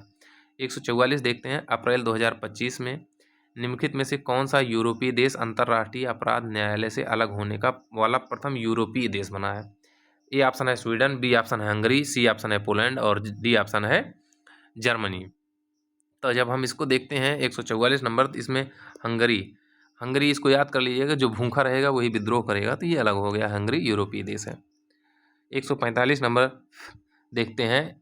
मार्च 2025 में प्रधानमंत्री नरेंद्र मोदी को किस देश के सर्वोच्च नागरिक सम्मान grand commander of the order of the star and की ऑफ द इंडियन ओशन से सम्मानित किया गया। तो आप इसमें देखिए इंडियन ओशियन मतलब हिंद महासागर में कौन सा देश है। ए ऑप्शन है मॉरिशस, बी मोरक्को, सी माल्डोवा, डी नाइजीरिया।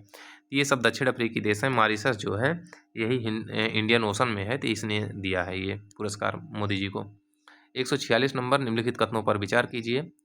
पहला है अप्रैल 2025 में नीति आयोग द्वारा पंचायत विकास सूचकांक की पहली बेसलाइन रिपोर्ट 2022-23 जारी की गई। दूसरा है गुजरात राज्य की सबसे अधिक पंचायतों को फ्रंट रनर श्रेणी में रखा गया।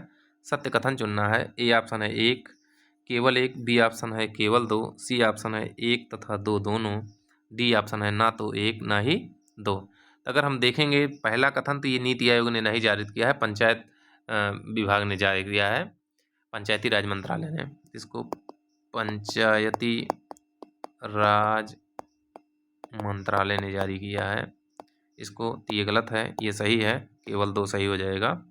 147 नंबर देखते हैं। निम्नलिखित कथनों पर विचार कीजिए। अप्रैल 2025 में ऋण संबंधी धोखाधड़ी के मामले में मेहुल चोकसी को बेल्जियम में गिरफ्तार किया गया। दूसरा कथन है Mehul Choksi state bank of India के ऋण धोखाधड़ी मामले में वंचित था। इनमें से ए ऑप्शन है केवल कथन 1 सत्य है, बी ऑप्शन है केवल कथन 2 सत्य है, सी ऑप्शन है 1 तथा 2 दोनों सत्य हैं, डी ऑप्शन है कथन 1 तथा 2 दोनों असत्य हैं। इसमें देखें तो मेहुल चोकसी बेल्जियम में गिरफ्तार हुआ है, सही है, लेकिन ये दूसरा कथन गलत है। ये BOB बैंक ऑफ बड़ौदा का ऋण धोखाधड़ी किया था, तो ए ऑप्शन सही और बी गलत हो जाएगा। 148 नंबर देखते हैं। निम्नलिखित कथनों पर विचार करें। पहला कथन है अप्रैल 2025 में राष्ट्रीय डोप परीक्षण प्रयोगशाला में भारतीय एथलीट पासपोर्ट प्रबंधन इकाई का उद्घाटन किया गया। दूसरा कथन है भारतीय एथलीट पासपोर्ट प्रबंधन इकाई स्थापित करने वाला विश्व का 17वां देश है। सत्य कथन चुनना है। ऑप्शन ए है केवल एक, ऑप्शन बी है केवल दो, ऑप्शन सी है एक तथा दो दोनों, और ऑप्शन डी है ना तो एक ना ही दो। इसमें हम देखें तो 148 नंबर में तो ये पहला कथन सही है और दूसरा सही है, दोनों कथन सही हैं, तो हमारा सी ऑप्शन सही हो जाएगा। 149 नंबर देखते हैं। अप्रैल 2025 में जारी विश्व सैन्य प्रवृत्तियों रिपोर्ट के अनुसार सर्वाधिक सैन्य खर्च करने वाले देशों में भारत का कौन सा स्थान रहा? इसमें अगर हम देखें तो भारत ए ऑप्शन है चौथा, बी ऑप्शन है तीसरा, सी ऑप्शन है दूसरा और डी ऑप्शन है पाँचवा। तो ये पाँचवा सही रहा है। तो आप लोग यहाँ पे एक गलती हो सकती है कि दूसरा मिल जाएगा, तो जो दूसरा है वो सैन्य आयात वाला है, आयात का है। यहाँ खर्च की बात की जा रही है, तो खर्च में पाँचवा है। पहले नंबर पे अमेरिका है, यूएसए है, प्रथम है। तो ये देखिएगा, आयात को देख के दूसरा नहीं करना है, ये सैन्य खर्च की बात कर रहा है, तो इसको ध्यान दीजिएगा। 149 नंबर हो गया, तो इसमें डी ऑप्शन सही हो गया। 150 नंबर देखते हैं। अप्रैल 2025 में किस भारतीय राज्य के प्रसिद्ध चपाता मिर्च को भौगोलिक संकेतक जीआई टैग प्रदान किया गया? जीआई टैग 1937 से प्रदान किया जा रहा है।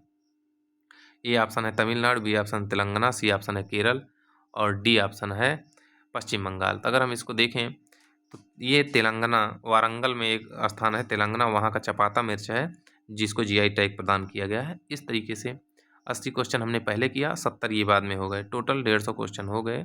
2 वीडियो में बने हैं, अभी हम इसको शाम तक आप लोगों को उपलब्ध कराते हैं। इसको अच्छे से देखिए। पीडीएफ चाहिए हो तो पीडीएफ आपको टेलीग्राम ज्वाइन कीजिए, SURYACLASSES, इस पर टेलीग्राम पे जाके वहाँ पे आपको इसकी पीडीएफ प्राप्त हो जाएगी। अगले प्रैक्टिस सेट पे कल मिलते हैं।